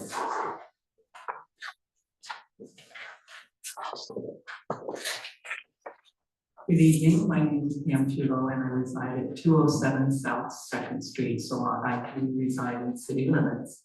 And there have been a lot of testimonials, and you have a packet that has testimonials, and there are 39 in your packet, so I'm just going to paraphrase a couple of them. And Brent Grover wrote that the Warren Doherty Pool has been a wonderful part of raising his children and grandchildren. They take advantage of the many pool offerings such as the Water Babies program, open swims, rented the pool for birthday parties. And he also said that it allows him and his father, a Cottage Grove retired police chief, to get out of the house and exercise in a pain-free environment. And in addition, we received a letter from realtor and swimmer Jane Dixon, who wrote that many times over the last 16 years, she's worked with out-of-town buyers, and the swimming pool has made a significant role in the buyer's final decision to make Cottage Grove their home. And Andrew Elliott and Olivia Klassen chose to retire in Cottage Grove, largely because of the excellent facilities, and they swim laps every week. And also we have a letter from Dr. Kelly Donahue, who works at Southling Clinic. And she says that she's referred people to the therapy pool classes for the benefit of physical fitness. And it becomes a place to connect with the community, which is good medicine for our mental health as well. And lastly, Senior Center President Suzanne Hubner-Sands attests to the benefit to seniors in her letter. And she writes, as the Cottage Grove Senior Center President, she sees many senior members participate in senior center activities after spending time at the Cottage Grove pool getting exercise. She sees friendships made, the walking, strength improvement, and the senior members spend time in the pool contributes to their overall physical as well as mental health. And in summary, like our parks, the pool has value to all ages and contributes heavily to the overall health and recreation of our community. And next slide, please. And this one is about commerce. And we have people coming to the pool from outlying communities such as Lowell, Drain, Pleasant Hill, Curtin, Eugene, Cresswell, and Yoncalla. And 11 households in the out-of-town patrons provided evidence of their spending. In 3 months, they spent $13,147 in Cottage Grove. So people from outlying communities are coming to Cottage Grove, and that's bringing in revenue for the town. I work in Yoncalla, and a lot of those people would go to Roseburg, but if there's swimmers coming here, they're spending money here that would, if the pool were closed, go to other communities. And Diane Bell of Yoncalla, her testimony shows that. Also Louise of Dexter, she prefers our pool to the Willamette Lane pool, even though Willamette Lane is closer. We also encouraged our groups to shop downtown and participated in the stamp project. And in 1 month, 29 swimmers filled out cards representing 174 purchases. So we definitely bring a lot of revenue for the community. And businesses looking to locate in the community consider livability. Is the community an attractive place to live, work, shop, and play? And the pool definitely adds to that. And be the best at what you are is advice from economic developers. Our pool is the best in the area and is a rare and small town amenity. And next slide, please.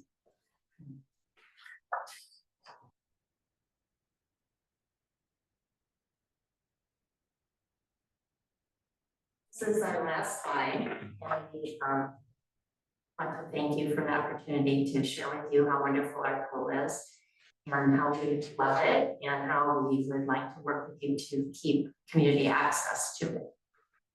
So we have ideas, one idea is to form a Friends of the Pool, group. We're kind of in between a city organization and a Southland School District organization. But we're affected by the decisions that those two bodies make. So we do know that Shane likes to have us around to support the pool and would like to see us do fundraising. We want the city to be successful, and we want the school district to be successful, and we want the teams to be successful. And Shane moved here in 1980 because of the pool. He was in high school, and he's come back because he wants to bring those teams back, and he's doing it. And if we can get our swimming prestige and prowess back, who knows? Who else might move here because of our teams? So anyway, we're enthusiastic. We have ideas. We have some skills, and we'd like to help. Great. Thank you. Any comments, discussion? Yeah.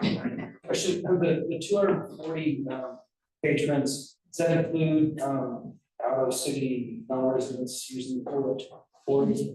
Yes. So all the people. And do you charge a fee for locals and for out of city non-residents? I'm glad you brought that up. I mean, everyone pays something. They either pay through their insurance or they're paying.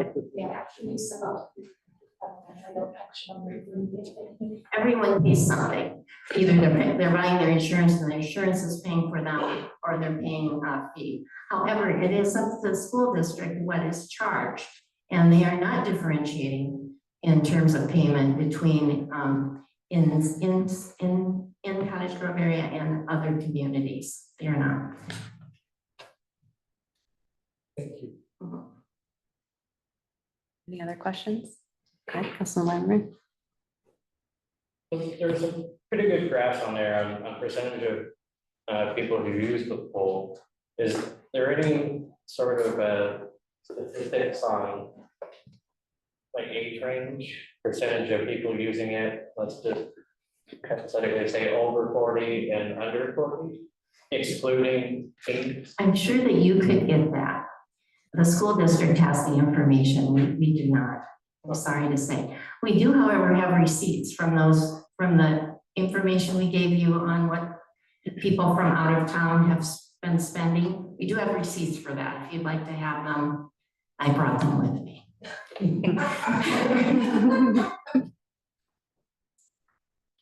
Any other questions?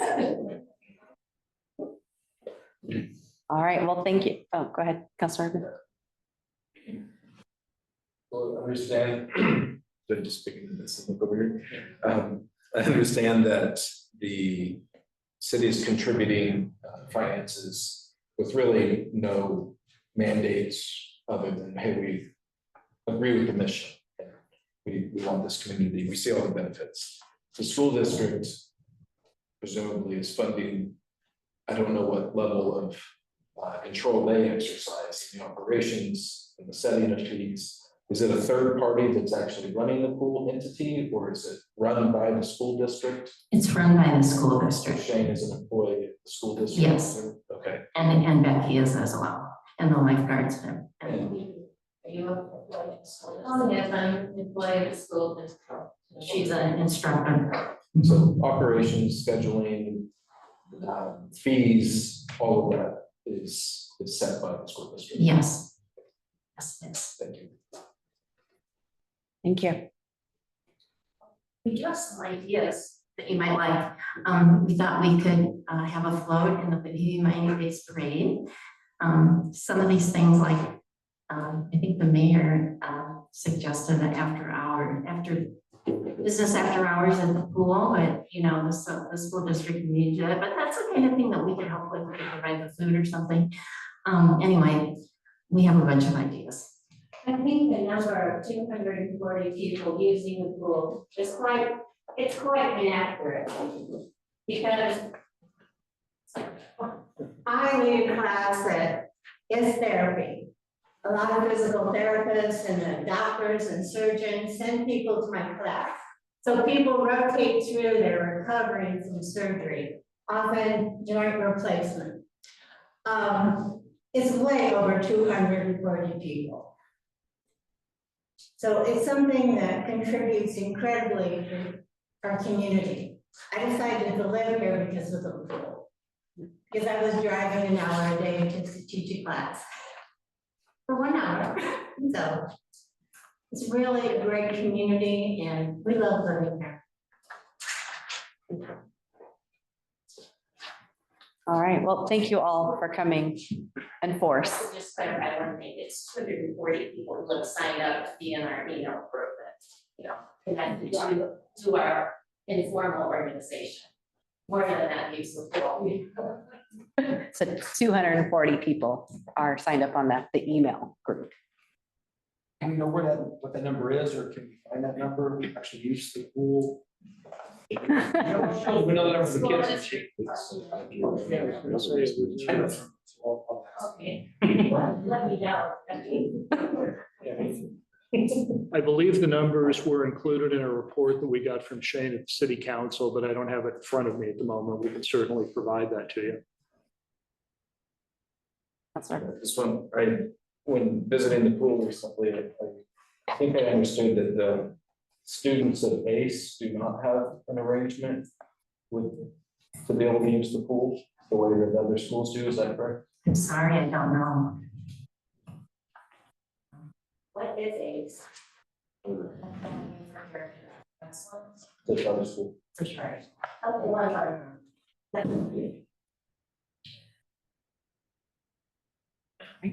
Could we get Shane in to answer some of these questions? Because I think I have other questions, but it sounds like you may not know. Or do you have a question for the school district itself? That's what I know, Shane is that, yeah, the school district. Budget questions or? Yes, pool that as management? well. I've made a request for the school district's budget, won't be available to the 19th, so. You could probably do the interim superintendent. See, right, okay. Is it possible to arrange somebody? We can certainly invite Shane to a future budget committee meeting, or for that matter, if you have questions you want me to pass on to him, I can certainly do that. Or I can call Brian McCaslin if they're budget related questions. Curious as to see what, how the money specifically would be spent. A couple of comments are a little concerning to me that are made, how to keep community access. It almost feels like if we don't contribute the 70,000, the community won't have access to the pool. A couple of things. So that was just a little concerning. And then when someone mentioned ACE, I also wondered, what about the number of homeschoolers in our community? I think we've probably got hundreds and hundreds of homeschool kids. Do they have, is there some arrangement they have too? So those are some questions. Thank you. Thanks, Mike. All right, anything else on that topic of public comment? Mayday. Yeah, I just want to thank the members of the group for coming out and expressing yourself so eloquently and the value that the pool provides to you as citizens or visitors to our community. Hi, I'm Marilee Taylor, East Madison. The nights that I go, we have Monday, Wednesday, Friday, we have public swim at Newmont Beach, which is gonna then be more the children. And the times I've gone, I've counted 50 people, families, counting the kids is the average number of each of those nights. Now the majority of, are probably the 3 kids to 1 parent. So if the kids are using it, I know it seems like we're only worried about adults, seniors, but that's just the time in the morning we're there, to see together. And we do see all the swimming classes, the swimming pool for their school district swim are coming in, but otherwise, yeah. But the times that they have access, they're there. Yeah, so just thank you. Thank you. You have somebody else? Hi there, folks. I'm Glenn Cohen. and I moved to Cottage Grove in 1970. In 73, I started an apprenticeship here at plumbing. And in 79, I started my own business. I retired my business in 2018. And I'm still a card carrying plumber. According to the state of Oregon, I am still a plumber. And so I do some advice. And so I knew that there were people, because I had arthritis all throughout my body, and I got 2 terrible car wrecks in the last 2 years. And Bud Taylor was fantastic with my son, Kevin Cohen. You may have heard of Kevin Cohen Plumbing. He retired at 43, living the American dream. And he had 51 employees, 10 women, 35 plus men. And he's a phenomenal person. And a lot of that is contributed to the swimming team. Kids on that swimming team all get A's and B's. Maybe there's one that doesn't, but even my son got A's and B's. Thanks to his girlfriend on the swimming team, which he wasn't supposed to have.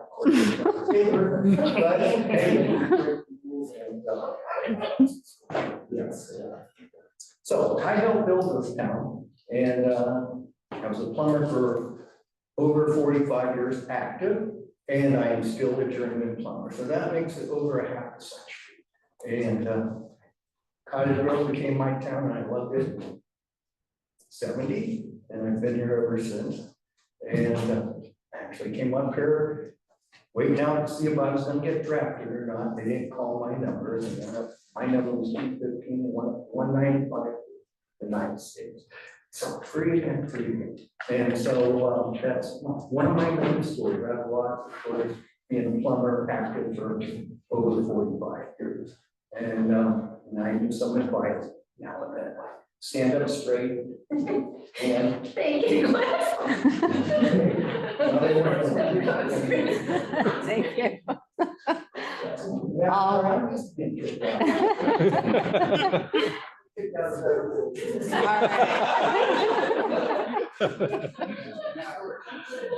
On that note, we want to move on to item 9, which is recess. So we have a chance to plow through this or take a quick break, maybe 5 minutes. What are people feeling? Hands up for break. All right. Well, looks like most people want to stay put and plow through it. So let's go ahead and move on then.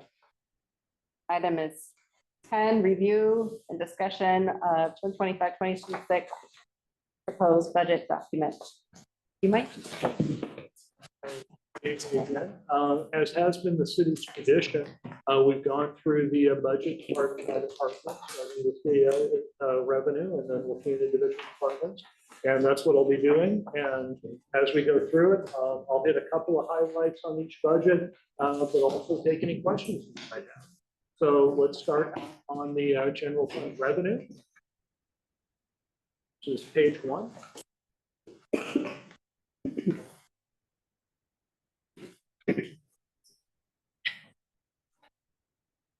And the main highlight that I would give you is just to reiterate what I said earlier. If you look at the cash carryover position, you can see where we were in 2024 and where we are in 2025 going into 2026.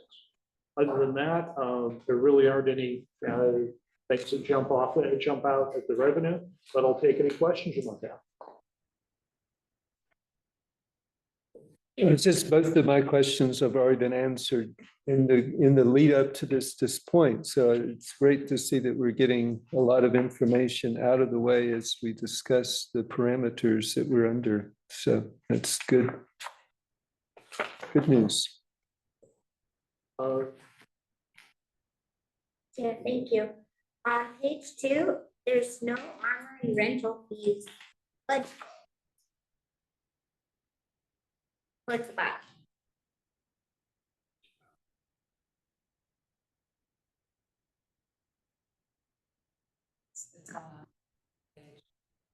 I thought it was on armory rental fees is toward the bottom of page 2. Yeah.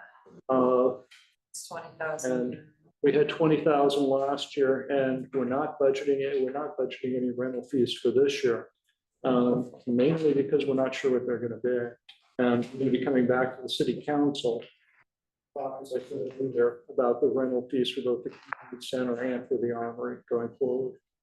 So you're not sure the fee structure yet, so you just put it Exactly, in. Okay. exactly. And like I said earlier, we have a policy that says, it has the word community center, it doesn't even have the word armory, that says that we should only have 5% of the operating costs covered by rental fees. City staff's opinion is that's low. And so we'll be bringing a proposal with city council on those fees. You also think that we should have a placeholder in there? We can certainly establish one, but again, it's a question of we don't know what the fees are going to be. So I mean, it's just if we would, we could certainly establish the same placeholder of 20,000, estimate that we had from this year. But I kind of want to leave it open for a conversation with the city council. Councilor Wilson? We've had some discussion about interest in utilizing facilities, so there's going to be some fees. Yeah. that are charged. Yeah, there's definitely going to be revenue and there's definitely fees in place. At least something there. Sure. Well, We know it's not going to be zero. yeah, I'd say we can certainly put a placeholder of $20,000 in there. That's not a big change. It's likely going to be more. That's probably likely. Considerable amount of interest has been shown. Okay. Do we need to make a motion if that's what it needs to be to change it, or are you guys accepting that? Sure. Yeah, so you need to make a. Does somebody want to make a motion? Will be the placeholder, fix the armory rental fee projection to 29. Okay. Do we have a second? Okay. All right. All in favor?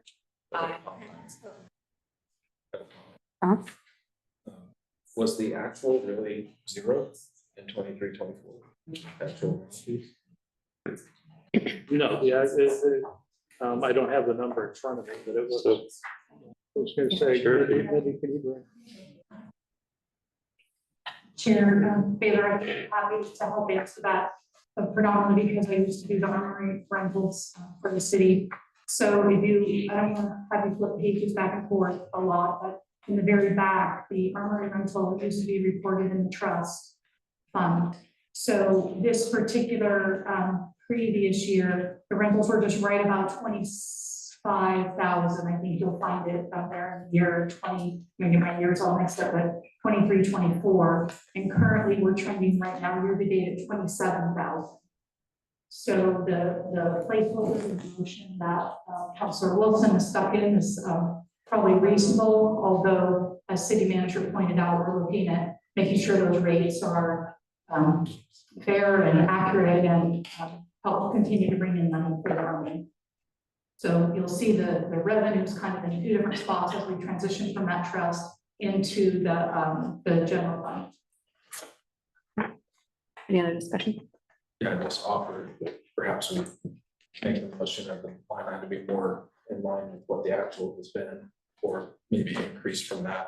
Since I mentioned we'd be willing to increase the share fees to cover expenses. But we haven't made that decision. Okay. Yeah. So we have a tracking for what it's costing to run, so power, water, cleaning fees, and so forth. And that's exactly what we're bringing to the city council is, at this point, we know that, it's costing us more to operate it than it is than the revenue it's bringing in. But what we've not been able to do is to establish specifically what our costs are. We know there's a level of subsidizing by the city for every wedding, birthday party, whatever, that we have at the armory. We don't know what that subsidy is. And, just philosophically, we're not Lane County. I don't think we should be looking at full cost recovery. But we do need to be able to identify what our costs of operations are and what our revenue is from an individual event so that we know what that level of subsidy is, because we don't know that right now. Yeah, it's not gonna look very real. Let's say it would be 27,000 we didn't make 27, it costs us 35 to run it, so. Exactly, exactly. Also, we spoke about needed a higher fee for people that are not taxpayers in Cottage Grove. Exactly. Yeah, it's just, I think we need to take a look at a lot of those, at those things. You know, and I do have kind of a housekeeping question too. In the past, we've gone line by line. I'm assuming we're just doing a quick overview, then we're gonna. yeah, I was gonna say that go just, back and yeah. go line by line, okay. Yeah, I say, I just kind of wanted to get to the general point. Hammer through this, we're gonna vote on the chart, so we haven't in each line items, okay, Oh, come on, vote now. I know. Well, in the past, we also just had lots of line by lines and then suddenly it just all went away. Yeah. So I would like to have the opportunity, if, does somebody need to amend a motion?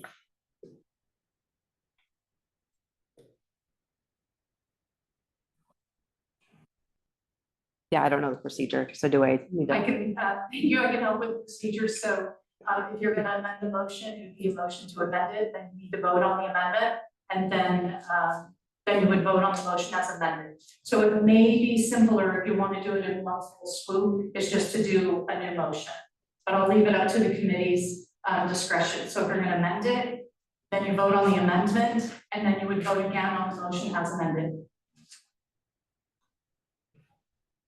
Servant.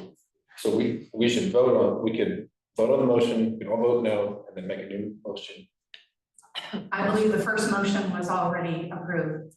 Oh, it's voted. There was a motion. No, we never asked for a no vote.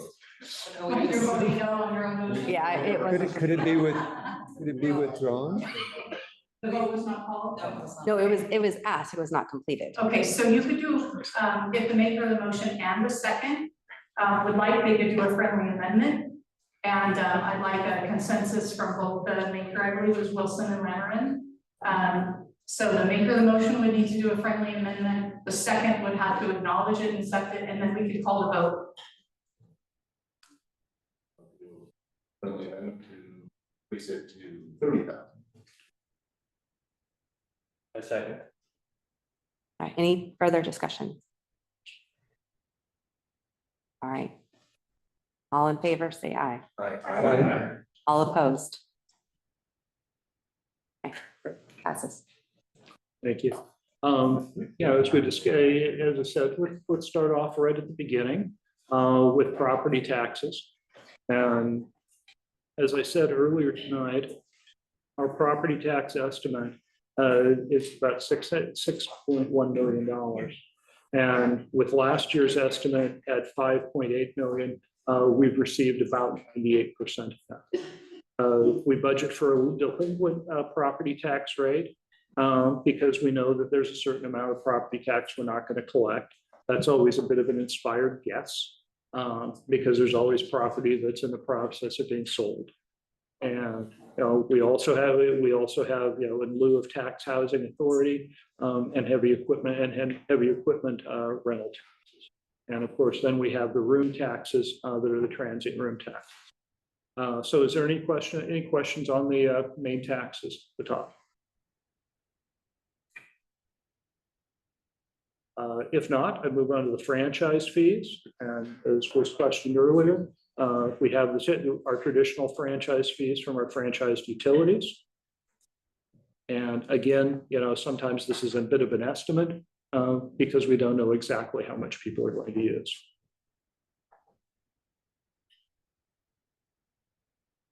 The next section is. Do we have questions? Go ahead.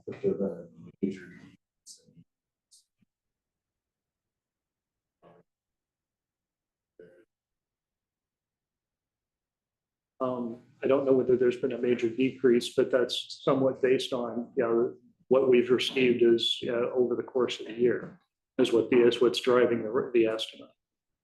I could get you the actual numbers, but.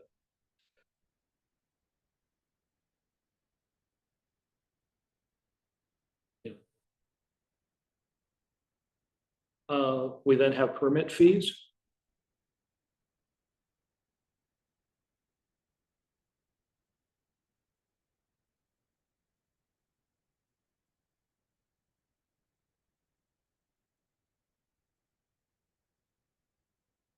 And then we have the planning service fees, engineering, and the admin fees coming over from the utility funds.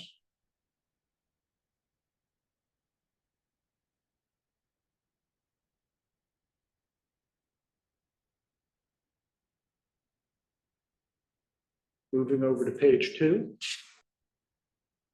We have the traffic fines and all of the other fines associated with law enforcement. The courts.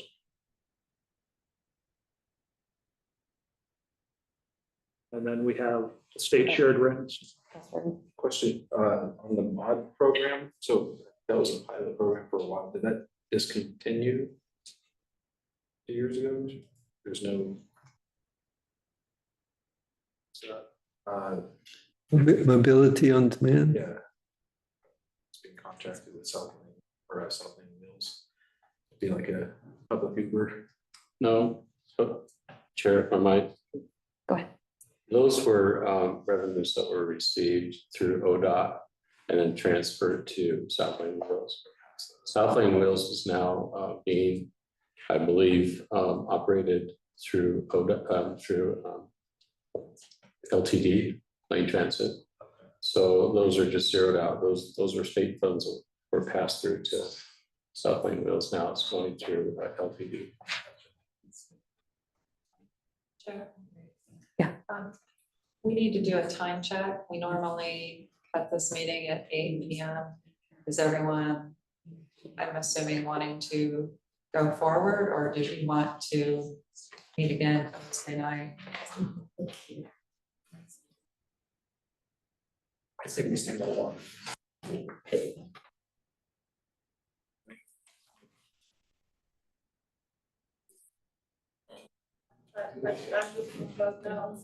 How many people would like to continue on and then take a break if we're going to continue on? Just raise your hand. Like a bike break. Let's take a 5-minute break. We'll come back at 8:05. So we normally, last year, we went to 9 o'clock. I know, we can go out later. It's like a all-night thing. Yeah, just getting warmed up. We're just actually getting down to it. Don't lose our momentum.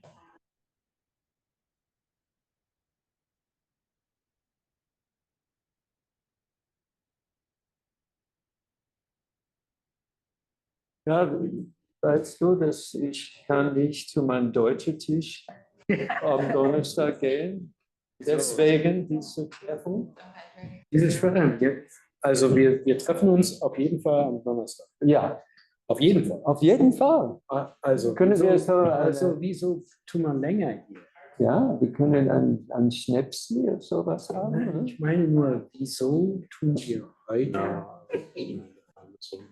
auf jeden Fall am Donnerstag uns treffen? Ja, wahrscheinlich können wir das ganz durchfahren. Ne? Okay, aber trotzdem, heute Abend machen wir spät das Ganze und dann wieder mal am Donnerstag. Ja, noch einmal.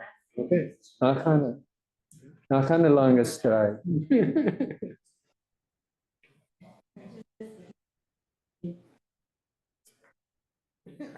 Calling from side? Yeah.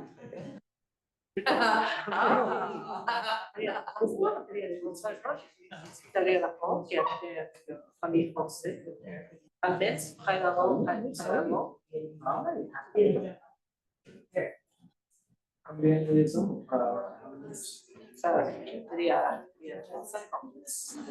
No, 40.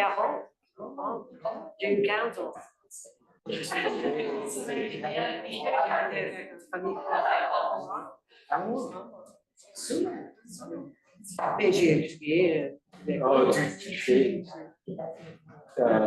Français, c'est le premier.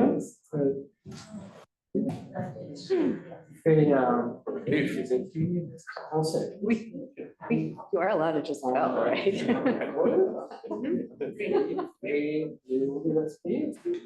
Oui. J'ai reçu le français. And if you learn by being around De español. seeing the.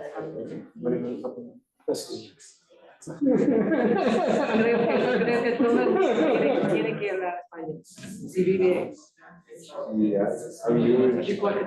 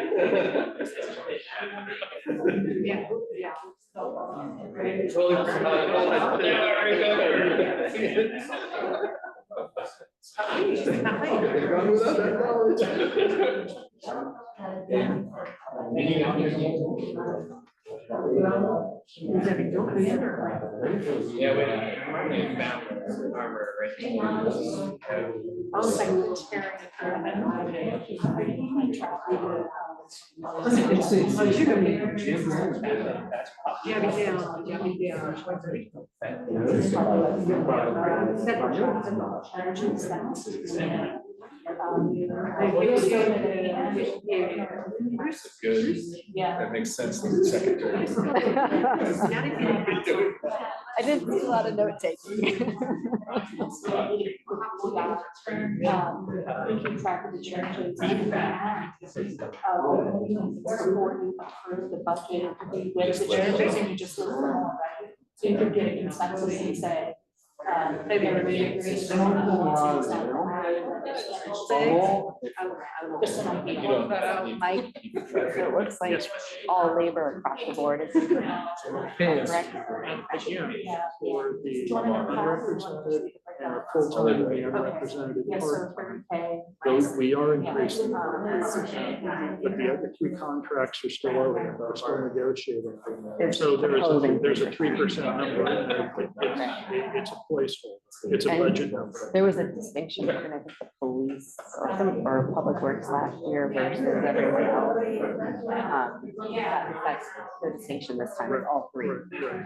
Okay. But Anderson, but again, when those contracts are settled, those numbers are probably gonna change. Whether they go up or down, is, is no question for the city council and negotiating contracts. Okay. Because we've got There you go. both of the laborers, international contracts, city employees, and city public works employees. So we, it's a home, it's not.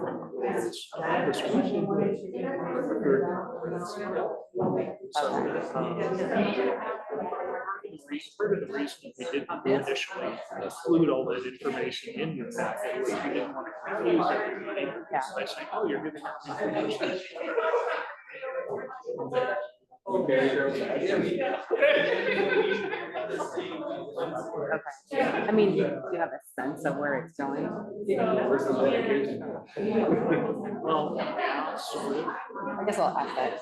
I mean, it's just, that's one of those executive session conversations with the city council.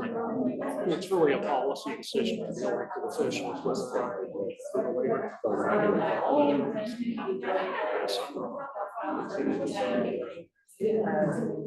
Mike, did you have a spot where you were hoping you could get to tonight? Was there some kind of a? I'm guardedly optimistic we can get through the general fund, we can get through the general fund. I would like to be able to do that if we could. Okay. All right, let's everybody reconvene. Recess is over. 8:05. We're still on item number 10, discussion. Left off on page 2. General fund. So what other discussion do we have? Any questions on the general fund revenue? Yes. Yeah.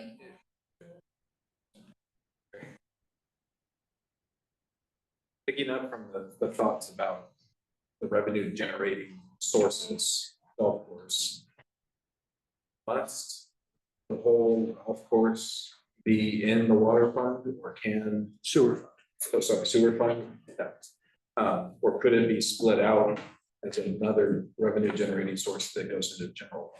It would be very hard to bifurcate it out of the sewer fund because it's not a golf course. It's a place for us to dump the gray water in our sewer plant.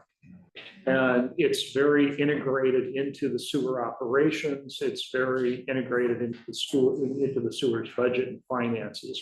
To try to extricate it from the sewer fund and make it a general fund, function would be, I think the auditors would probably tell you that that's not a really good idea. Chair. It would probably be, I would imagine it would be very similar to when we purchased a property from using street funds. And then we repurposed the property to do the shelter. The general fund had to compensate the street fund for it. I would imagine that because the lion's share of the resources that's purchased that golf course and operated over the years, there would probably be a discussion about reimbursing if you're going to pull that out and change the purpose of it, you would probably have a conversation with your auditor about potentially reimbursing the sewer fund for that change.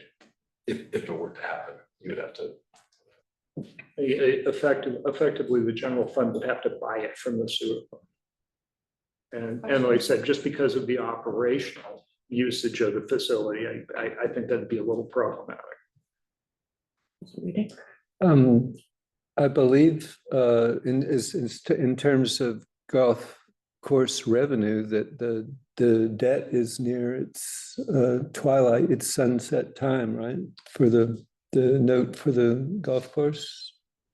Yeah, Chair, it's my understanding that I believe we set 2 more years and then the debt will be extinguished, but I'm not 100% sure.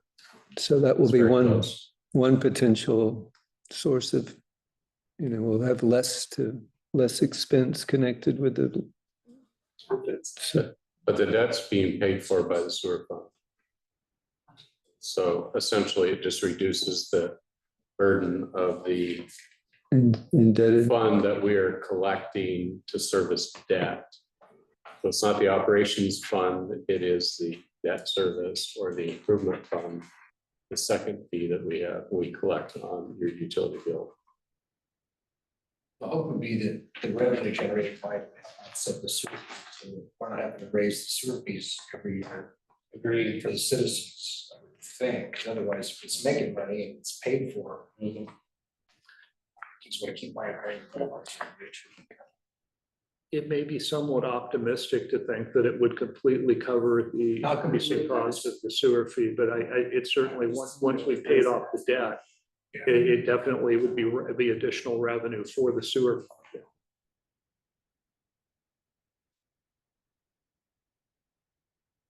Any other comments, questions on the revenue? Moving on to the city council budget.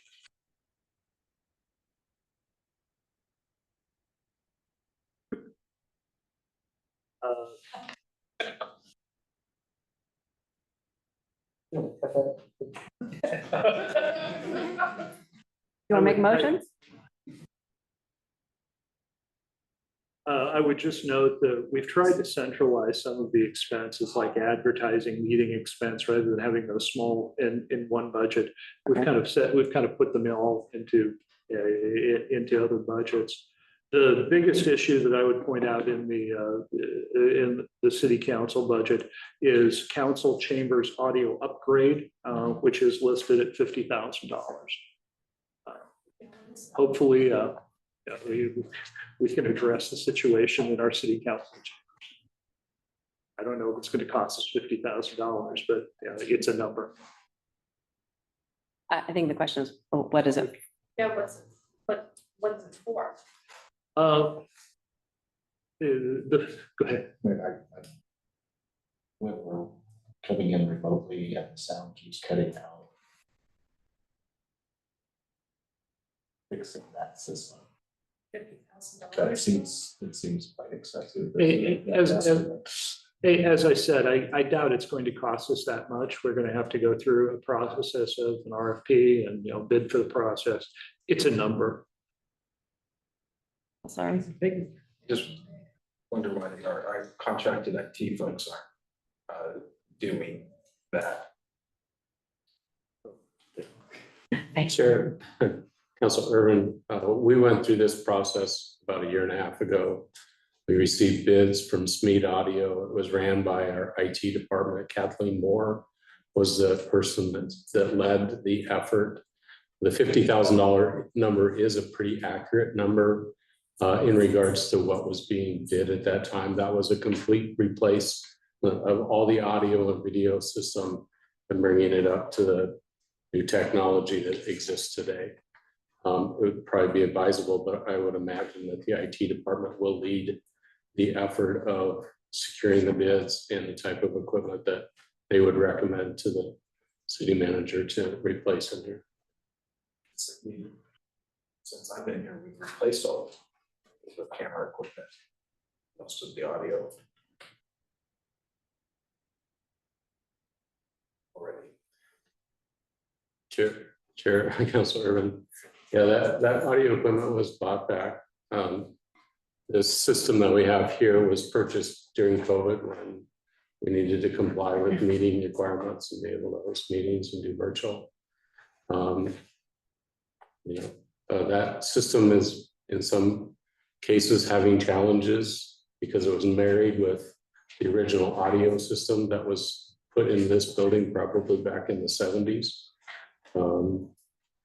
We still have the same mixing board that my understanding Richard Myers acquired 20-some plus years ago. And so trying to make those pieces be compatible and work together was the goal that Kathleen was trying to address about a year and a half ago.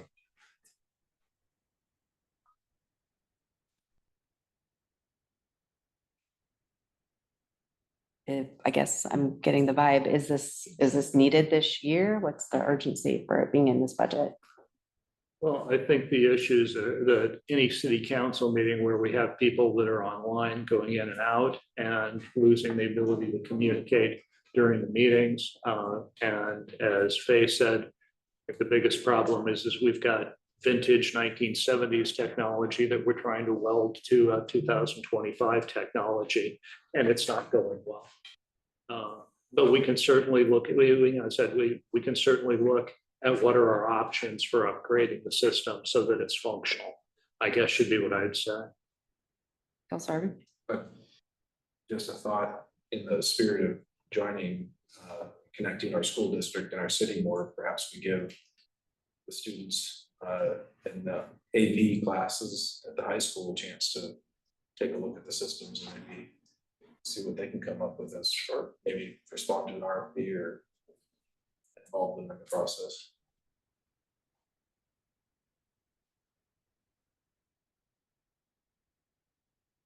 I think there were other hands. I think you answered it though. Did you actually get bids or an idea of what the equipment would cost, or is that just kind of a ballpark of? Well, as Faye said, we started with, this is before my time with the city, but the city did go through an RFP process to, I'll call it, have a global replacement. And, this is not my area of expertise. I'm not sure whether that's entirely necessary or not. But again, like I said, it's a number. And that's where you got that number. And that's where that number came from. Okay. But can we get a different functional system? I mean, I always start with the basics. What's the goal? What problem are we trying to solve? Well, the problem we're trying to solve is the fact that, let's be honest, our system is non-functional during some city council meetings. And, having Mindy in a position where she's constantly flipping back and playing with the technology to make it work from one speaker to the next, that's not working. And what we need to do is have a system that's functional. That's right. When was the bid? Or when did you get this quote? My understanding about 2 years ago. It was about a year and a half ago. Okay. It So was that means just- that everything would be much higher than $40,000. Potentially. It That's could why we be. put off buying laptops this year for ODOT, because the cost of acquiring those drastically. Okay.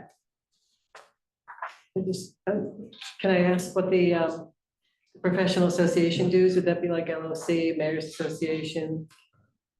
Anything else? It's not just the professional association dues for the council members, but it's for the city as well. to join LOC and to join other state organizations. The National League of Cities expense, what is that expense that's not coming this year? Last year, there was one of the city council members who was on a National League of Cities committee. And the money was basically for them to be able to attend national conferences, involve travel. Okay, thank you.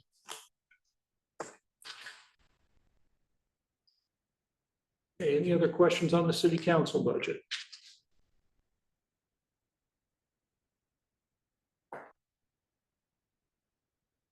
Okay, moving on to the city manager budget.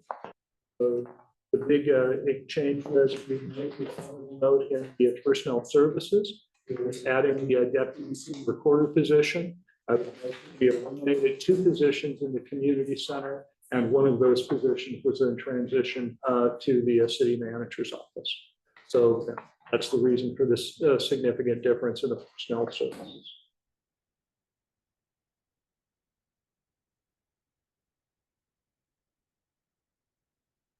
The other increase that you will see in the city manager's budget is for contractual services with our city attorney, going from 95,000 to 130. That's really what we're spending. So that's more of a realistic figure of what city attorney services are costing us. I think those are the 2 largest changes within this budget. So did the rate go up or just the amount of hours? Usage. allocated? Okay. So just for the question about the FTEs that, so it's saying 3, was there 2 here at a dollar amount, but you actually say you have 5, so where's the other 2 are coming out of this line item? So these 3 positions are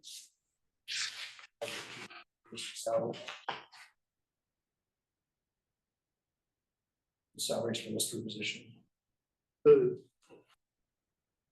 I didn't hear your question. So it says 3.02 FTE personnel. And regular salaries and wages, not, it's 346, so is 346 for 3 positions. Exactly, yes. And, you know, it's just the way to Eric's point earlier, the way, how we get to a 0.02 of a human being, I don't know. But just as Eric pointed out, you know, in this case, all 3 of the positions are paid for in the general fund. But yeah, the difference between the 263 in 2024, 2025 of regular salaries and wages, the 346,000 in 2025, 2026 is the addition of the 3rd person in the department. There's 3 people in there. No, there wasn't 3. That was 23, 24. There was 3, so there was just 2 in there. I'm sorry, I'm having trouble. There was 3 in 23, 24, but only 2 last year, correct? Yes. Councilor Wilson? On the contract fees, not illegal. $1,000 increase as, what are those for? The main thing that's is the consultants that we'll be using for city manager and city department director retreats. And also consulting work with the same group of folks that would do the city council retreats.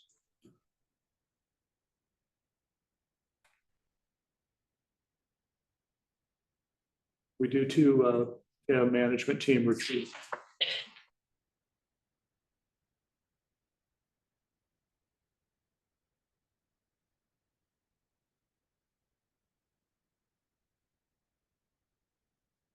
Any other questions, comments on this one?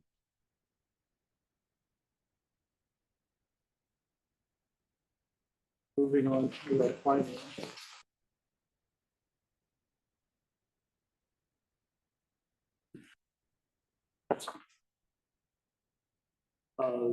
The big thing that I would note in the finance department is, as I stated earlier, there is not a finance director included in this budget. But if you look down to the 3rd line under materials and services for actual services, you'll find where we're paying for Eric and Summers contracts.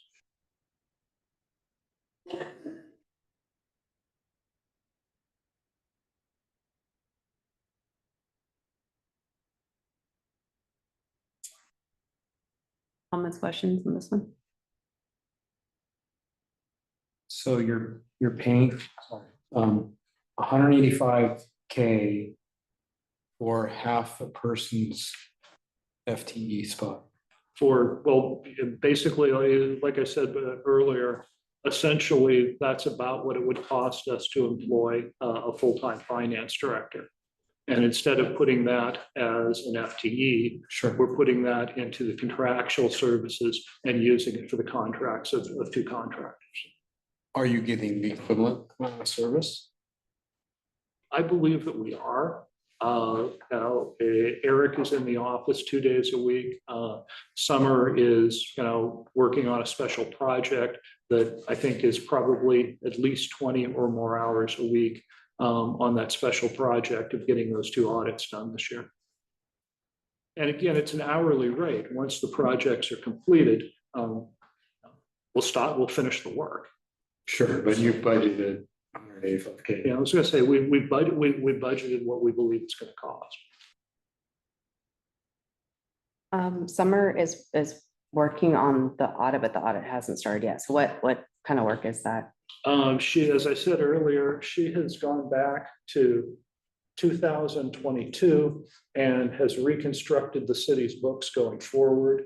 She's completed that first fiscal year, 2022, 2023, so that we have the information that we can then pass on to the auditor to be able to do the 2023 audit. Okay. If that makes sense.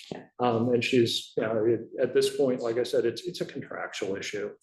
We have to have our city attorney review the contract, finish reviewing the contract, and agree to, have directors to sign it.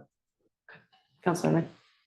Thank you for that. Starting in pieces. So there are 2 individuals that we're contracting with that are directly under the direction as to the work they're performing by the city, Eric and Summer. Eric and Summer both work for the same firm? No. No, Separate they're firms. both independent contractors. Okay, both independent contractors. Then you have Eisler, another firm who will be performing presumably if the contract is signed. Right, well, The audit, where are their fees? Where do they show up? Under audit expense, right above that. 50,000. Yeah, 50,000. And that's for 2, that would. The budgeting, you haven't had the contract, but that's for the 2 audits? Oh, yeah, I was gonna say, the question, ultimately, I think it's going to cost us more than 50,000 to do 2 audits this year if we manage to do 2 audits this year. But yes, that's where the line item where the expenses will appear. And like I said earlier, we have to do our traditional annual financial audit, but we also have to do a separate audit of where the ARPA funds went and what we expended them on. Essentially, the auditor has got to go in and validate that we spent the ARPA funds on what we were allowed to spend them on. We did. But the independent auditors simply got to review that and sign off on it. So presumably if we had the actuals for the 24-25, it would be similar to 23-24 in audit expense. I'm not sure why we would have any audit expense if we didn't have an audit for one, but it just occurs to me, why would? Yeah, I do. I think it's actual numbers, right? No, these are budget. 24 is an actual number of 16. Yeah, I really can't speak to the 2023, 2024, or 2022, 2023 numbers. It's certainly something I can go back to research and see what the actual bills of those money was expended on. So it's kind of like not filling positions that you budgeted for. There's probably 60-some odd thousand that hadn't been spent in the last couple of years that was budgeted. Yeah, it's just the 1,696 strikes me as kind of an odd number, and now I'm curious about it as well.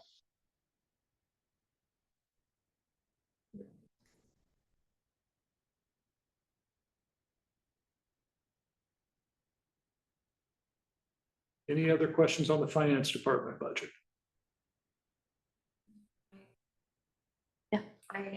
I'm just a little concerned, talking about not budgeting for someone to take over the finance position. And because the way I'm understanding it is Summer is working on audit. And we have Eric only 2 days a week when I know how many hours Bert was in there. And so do we feel like this is being handled and that we can move forward without filling that position with a full-time person? You know, I'm not comfortable going forward long-term without a finance director. But at this point, you know, this is kind of a bridge technology to get us through the budgets and get us through the audits. And, you know, as I said earlier, you know, I'm looking at the experiences of others, trying to hire a finance director at this time and seeing them not being successful. I think long-term, meaning end of this year, beginning of next fiscal year, I definitely would like to see us have a full-time finance director.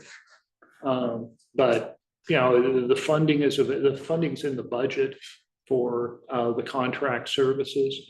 If we don't spend it, we can certainly look at having hiring a finance director sooner and using some of those funds. And we can also do a budget amendment. If we get halfway through the year and we just say, look, this isn't working, having a contract finance director, we don't need to go out and recruit. You know, we certainly can look at doing some sort of a budget amendment to do that. You know, I guess what I'm saying, this is not a permanent decision. This is, you know, a bridge technology. This is a short-term solution to address our current situation. Yes, Councilor Solomar. This does seem like kind of a major topic. And I've seen in past budgets where there's these little notes that are put in there officially that a goal moving forward would be to make sure we ended up with that. I don't think the word goal is the right word, but some kind of weighted comment in what we're doing. You know, we can certainly do something like that, but, you know, I guess the easiest thing I can say is I hear your concerns. I share your concerns. I'm trying to get us through the situation that we currently find ourselves in. And to me, the number one goal is getting those audits done. And so we have actual audited numbers that we're working off of. Yeah, I kind of get the same way, sorry, Chair, as the police department has what they would like to have, what they really need, this is what we need for our number. So they have that position, they keep the position in there. But we know that we need a finance director. And so there's why we don't have that position plugged in there and say this is, even though we are testing for one now or may not, we might wait till the end of the year, but at least there's, it's gonna affect the budget too, though, if you're putting that money in there and you don't use it, but it seems like might be sitting here next year or the following year and still we've lost that position because we absorbed all those funds.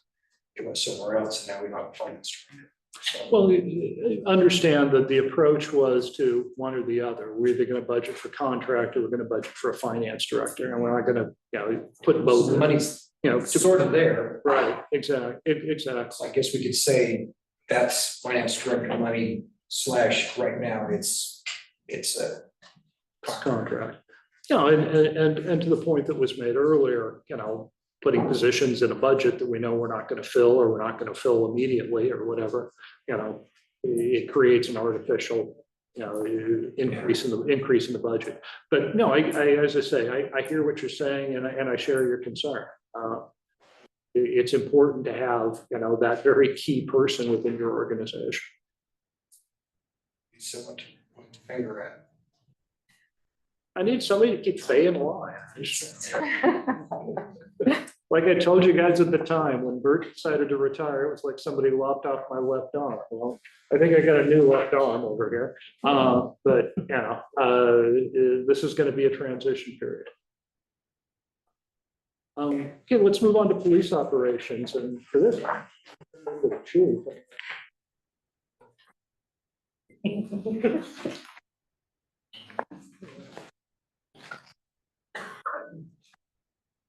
Fire away. You guys want me to go line by line, or how do you want to do this? It's up to you guys. If there's any questions.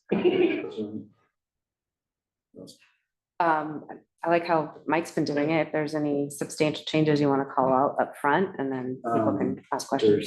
There's not, actually, I'll give you kind of a brief overview put together yesterday. So between the two, or the three budgets that I have, which is the police department, police communications, and police 911,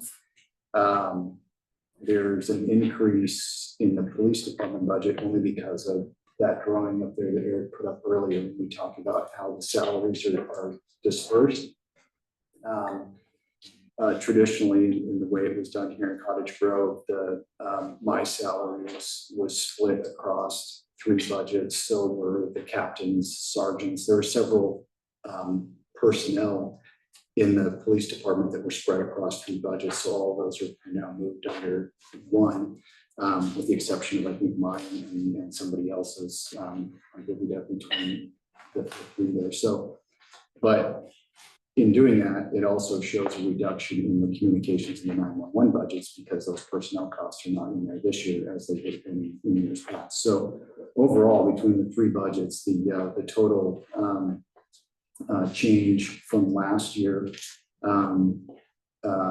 is about 147,000, and that is adding back. Last year, we cut one police officer and 3/4 of a sergeant from the budget last year. And so the bulk of where that increase shows is adding back that sergeant position. So we're adding that position back in this year.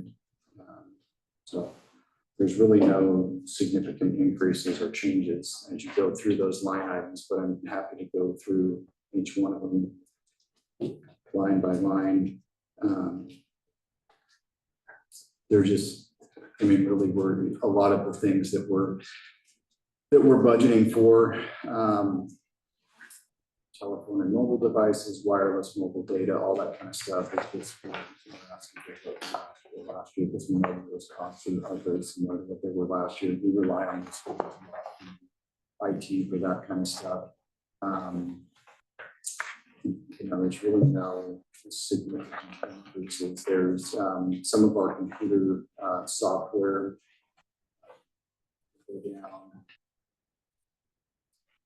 Computer software support. Those are programs that we use and that we purchase to help manage the police department. So a lot of that is online training that our officers are able to do. And that's one of the areas that we've been significantly lacking over the last several years is getting training for our police officers. So we're trying to maximize technology to help us deliver training in a little bit more efficient way. It's not a total substitution for hands-on training and things like that, but it certainly helps us in keeping up with current law enforcement trends, case law changes and things like that. We also have our policy manual, which is a software program that is basically a company called Lexipol that manages our policy. So they're able to go through and anytime there's legal updates, changes in legislation. In fact, I just got an email this week of several changes to the policies that need to be adopted. So that's a service that we pay for, but that's been here at Cottage Grove PD for years, and it's pretty much industry standard. So it's used pretty widespread throughout Oregon and other states as well. Some of the things that I purchased after I got here, a suite of software programs, and I'm pretty sure I've talked about this before in council meetings and stuff, but there's a suite of software programs that I purchased that help us with our use of force review, being able to track and trend use of force, after action reporting and things like that. In fact, I was talking to one of the new sergeant today and kind of going over the use of force review process and what the program does and what its intended outcomes are. And was asking them, how did you do this before when you would, you know, and he said, we never wrote these force reports. And I was like, okay, let's not look at what we did before then, let's just look at what we're doing now. So it's pretty much, you know, it's something that we need to have. So those costs went up a little bit, but it's less than $8,000 for the coming year. But there's a whole bunch of items in there as well. That our evidence management software, which was something that came out of one of the audits that he did. He hired a consultant the first year I was here to come in and do a full audit of our evidence property that we had. We relocated it. We went through how we were managing it and accurately and properly purging property. And so there were some things where there were some deficiencies, and one of them was, you know, the software program that we were using to manage that, and so we upgraded that significantly. But again, you know, out of all of this, it's the cost for that is not very significant. So everything else that you look at as you go through these line items, there's really no significant changes. There's small changes incrementally in most of those areas are related to training. And so as we increase our staffing, which we have more people now than we've had in past years. And we didn't, you know, kind of pad the numbers in the past. We asked for what we needed, and we're doing that again, where we're asking for what we need to be able to send our officers to training. We looked at, you know, there's some of them that we significantly reduced as well. If you look at the line item in there for firearms, we had a plan in place to rebuild kind of what we were deploying on the street to make sure that we had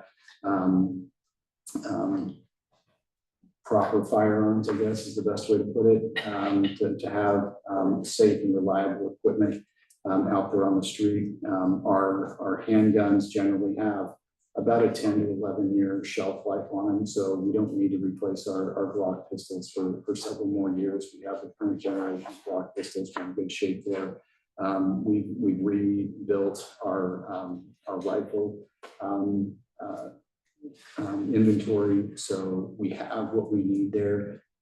There's a couple more pieces that we may need to buy. That's why we reduced it, but we dropped that number down from, I think, 15,000 or something like that down to 5,000, just in case there's something that comes up that we do need to purchase. But we've been very conscientious with how we're doing this. There's a group that we're working with out of Tiger that has a lot of police contracts for firearms and things like that. And there's very few options when it comes to that. Not every dealer gets the same law enforcement contract pricing. So when you get in with those folks, we're able to get significant price breaks, I guess, for buying on those cooperative purchasing agreements. They've also been willing to take in some of our old stuff in trade and give us credit. So one of the things that we did this year, we made a purchase for, I call them beanbag shotguns. People don't like to use that term because it sounds scary, I guess, and you hear fancy terms for it, but you just call it what it is. It's a beanbag shotgun. They call them extended range impact weapons, but when you say that, people don't know what it means. So it's a less lethal option for us to have on the street.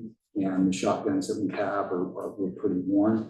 They gave us a pretty fair trade-in credit for the ones that we have.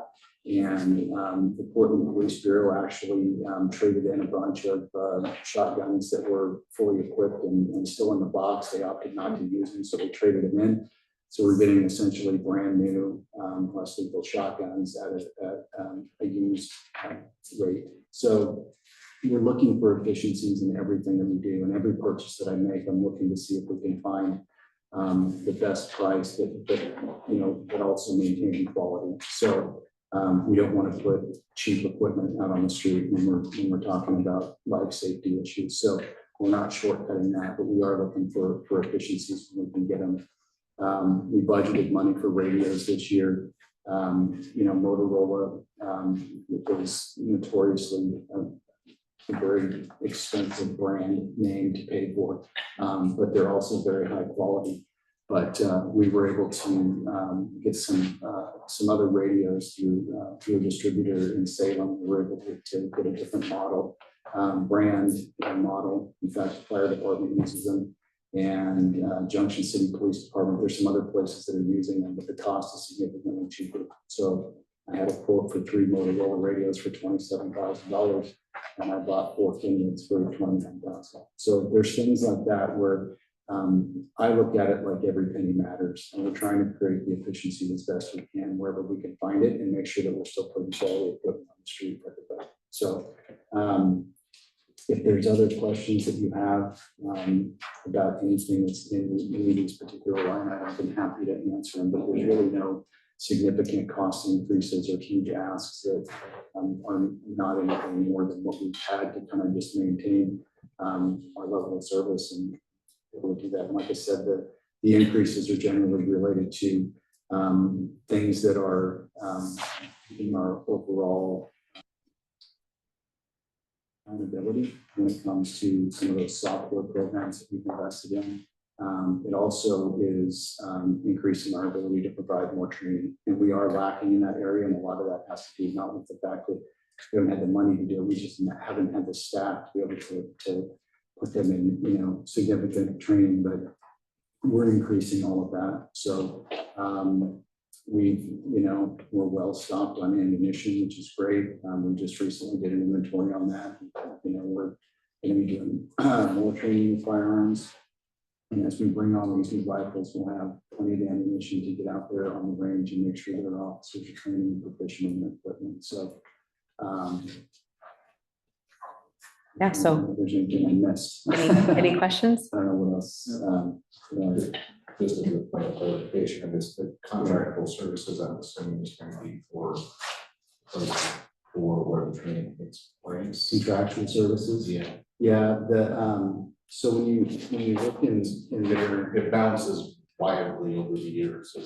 It does, and one of the things, while back in here, but one of the things that we did last year when I first got here, so I inherited the budget because I came in September, so the budget was already adopted for that fiscal year. But as we got into this process last year, it was my first opportunity to put together a budget, and also Brooke's first opportunity to really put together a budget. So what we wanted to do was kind of carve things out to put them in a place that made sense to us, and also to provide a little higher level of detail.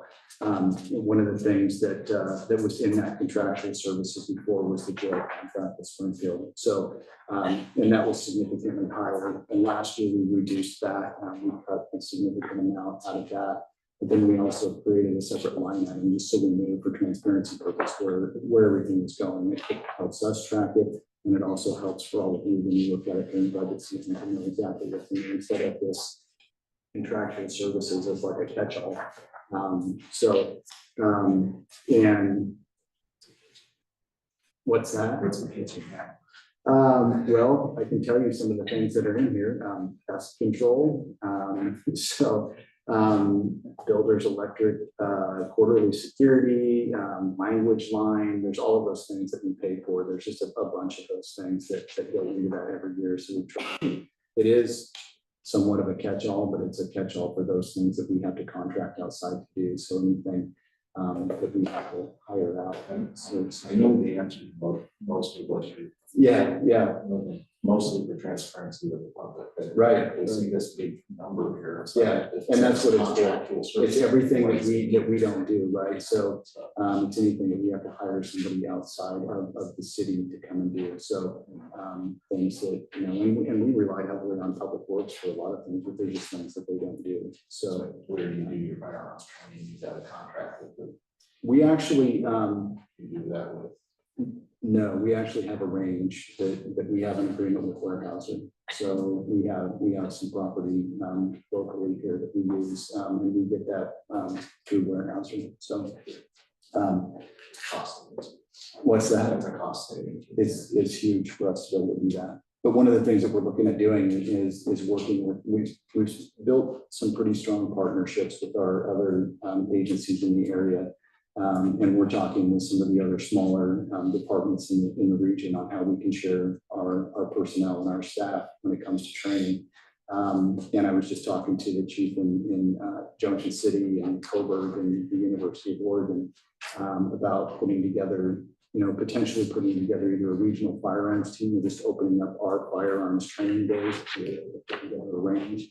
Let's say there's an officer in Fort Worth that needs to qualify, they don't have the staff to run a full range day. Send them down, and we can kind of have a shared calendar, and vice versa. If we need somebody that was out sick and we know the range day, that Junction City is going to run, and they're going to do the same fault, which reports that we are, we can send them up there and do that. So, and all that stuff is pretty constant to us. Go ahead. Thank you. Computer hardware and supplies, getting new computers, 24.5 over here, capital outlays 23.5. Which, sure. Those are the numbers that we get from IT. And what we are looking at this year, we actually just had this conversation with IT this morning about the need to replace the computer workstations. And so we've upgraded, and you can see I have a laptop. So mine now, this is a newer laptop. This is going to last for another 4 or 5 years, 6 years, and a docking station. So I don't have that computer at my desk anymore. I have this in lieu of that. But there are a few workstations where the police officers write their reports, and some of the other offices where some of the computer hardware is going to need to be replaced, and that's all on a life cycle. So it didn't get replaced last year. I think it was put in there as a placeholder, but there's some things that are going to need to be replaced this year in the police department. We have an IT contract with LCOG, and they have developed basically a schedule for all computers within all city departments, and replacement schedule. And so, they gave us a spreadsheet this morning that goes on and on for each department as to what the life is for each computer and going replaced. This happens to be the police portion of it. Did you have any, I know some of these departments have some statistics that they share. Do you have any stats that you can share with us about crime rates or anything last year, this year? 35-page report that I could bring. Yeah, I can be happy to provide. We'd be happy to provide that to you. I put together an annual report every year. I shared that out with the council this year. If you're interested in taking a look at that, I can sure I can email. It's actually online. It's on the city's website. If you go to the police department link, there's the last two are on there, the two that I put together. On the whole, is it improving? What's that? On the whole, is it improving? Are crime rates going down? Is it improving? So I would say that in some areas, yeah, there are. And so when I look at improvements, I look at things like what are our officers doing? How are they spending their time? Are they producing more in the time that they're out there? Yes, there's a number of things that are going to actually drive specific crime rates. Some things are down, some of them are up. So when you go through, there's a ton of data in there. So you can see that there's areas where there's increases. So there are no significant things that are going to jump off the page. And I know the council, you guys have all read it and looked at it, but there's nothing significant that jumps off the page that says, oh my gosh, this is going up. On the other hand, there's no major, just decreases where things are going down. But to put that in context, when you have a police department that is running at about 60% of what the staff that you had in the past, and you're still able to be out there and produce and impact those crime rates the way we are, speaks volumes to the staff that's out there doing the work. So to look at it from a purely business perspective, the return on investment is significantly more than what it was a couple of years ago. So, Just a quick curiosity that pertains to where our officers are spending their time. What's the percentage of the misdemeanors versus felonies that need to be transported to Lane County? I mean, is most of the work on this low level, issue, like, would you say out of 10 people that you cite or have to pick up, one of them has to go to Lane County and the 9 of them are cited locally to come to local court? I don't even know off the top of my head. Those are pretty finite numbers that I just don't have those memorized. But obviously, I'm just thinking of a general, generally, do you feel like you're spending a lot of time going up to Lane County? We don't spend a ton of time going up there. A tenth of the time. If it's a felony, then yes, we take them up there. If it's a warrant, that's outside of our municipal court, if it's some other jurisdiction, yes, they get booked up there. The process that we've used and that the agreement that I've come to with the district attorney's office and the sheriff's office to use jail space is that if they are repeat offenders and you know, as we talked about, those are the people that aren't showing up to court, and we know that we're not having success in getting them to show up in our municipal court. We're asking the district attorney's office to prosecute them in those cases, we do take them up there and put them in jail. If they miss court, their warrant comes out of the circuit court rather than the municipal court. So anytime they're arrested for a failure to appear on that charge, we're booked in. So, but I mean, it just depends on what's happening that night, right? I mean, if it's a bunch of misdemeanor crimes, those could be cited in custody. But if you get a DUI and then you go to domestic dispute, it's a mandatory arrest, and you get it just. You know, you could go there 4 times in a shift and then not go back for 3 days. So, okay, yeah. Thank you. I just wanted to ask about how the jail contract is working out. Is that satisfactory on from your review? Yeah, I mean, it's $50,000 a year. We have guaranteed 3 spaces, 3 beds at all times. We have the ability to expand if we need to on an as-needed basis. With the way the court system works, the way our municipal court system works, and how we're able to prosecute cases and get people sentenced, we're not filling up those 3 beds every month, you know, for 30 days. We get billed for 3 beds for 30 days every month. So, and most months we're not there. So. Thank you. Just a quick question, just to understand, on the personnel services, insurance benefits are 1/3 of wages. What are insurance benefits sort of? I'm going to defer to Mandy on that because she's the HR expert. Talk about that, or Eric maybe. I don't know specifically what Eric put all in those realms, but I can tell you that a family cost for coverage is pretty expensive. It can be upwards of about $28,000 for an employee. $28,000 family coverage. For family coverage of insurance. And so I don't know if that's all that's in insurance benefits, if that's what's all lumped in, yeah. So medical insurance, dental, vision. So, you know, if I think of what my company pays for my benefits, it's nowhere near to 1/3 of my salary. It just seems like a big number in proportion to wages. Yeah, I would think, you know, traditionally, things like our benefits and our retirement plans Well, are not. something else. Yeah, are not. Hers. Yeah, are I see not. that as a line item, but I see 600K. Sure. They're not comparable to private sector. So, and things are like retirement, the rates are out of our control.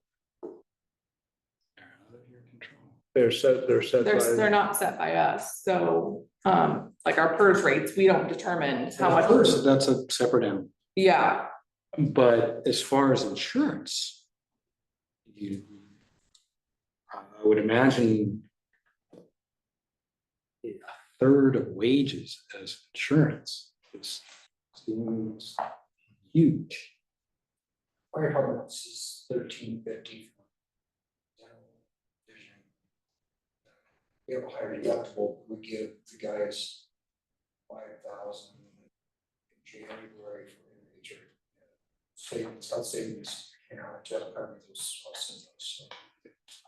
we can contribute 95%. Counselor Wilson. Yeah, an employee does pay 5% of that cost as well. And then what you see in a lot of companies is just that they've transitioned to a high deductible plan, but they're also contributing a lot to their HRA VIVA to offset that cost. So it's kind of one way or the other with a lot of places. I just look at my thing, it's nowhere near of my wage is insurance. Are we locked into a particular company that's well, we the insurance, or is that? Those our insurance benefits are bargained through the bargaining process. Did you have a question? Was it each contract, it doesn't stipulate the the benefits, the coverage specifically, or in? Yes. Yes. And also the percentage of the employee's gonna contribute, that's a negotiated number. But does it stipulate like certain benefits that only certain carriers provide? So that you're It's- pigeonholed into? We purchase our insurance through City Insurance Services, which is a statewide self-insured pool. The cities and counties purchase their insurance through. So yes, a lot of times the contract will be very specific as to this is the plan, this is where you're going to get it from. Now, the reality is it's probably cheaper than if we were to buy it on the open market for the same level of coverage. But again, it's a negotiated plan and a negotiated percentage that the employee contributes.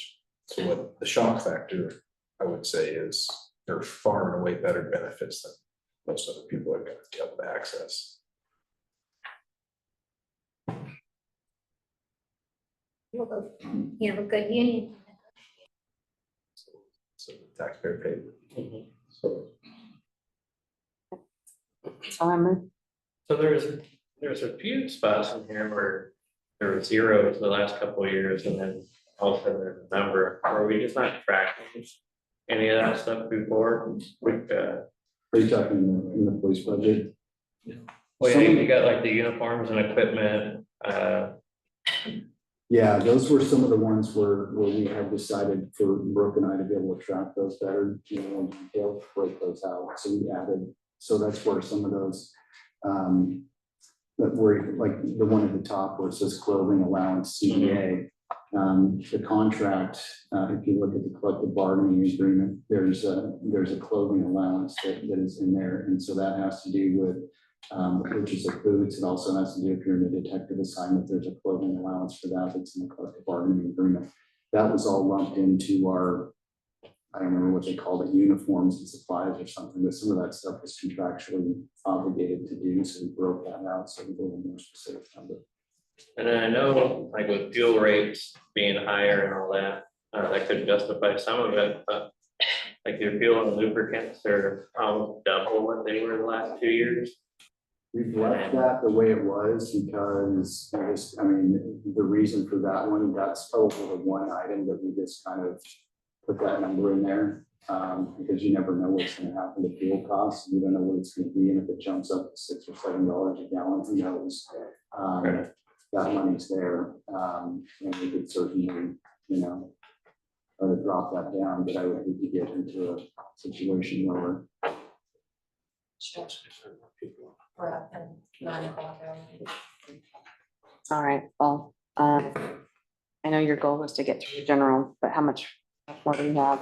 Well, if everybody's willing to stick around for another half hour, I think we can probably get through it.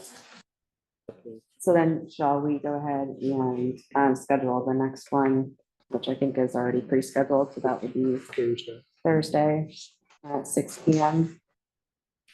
And do I need to do anything else? Adjourn?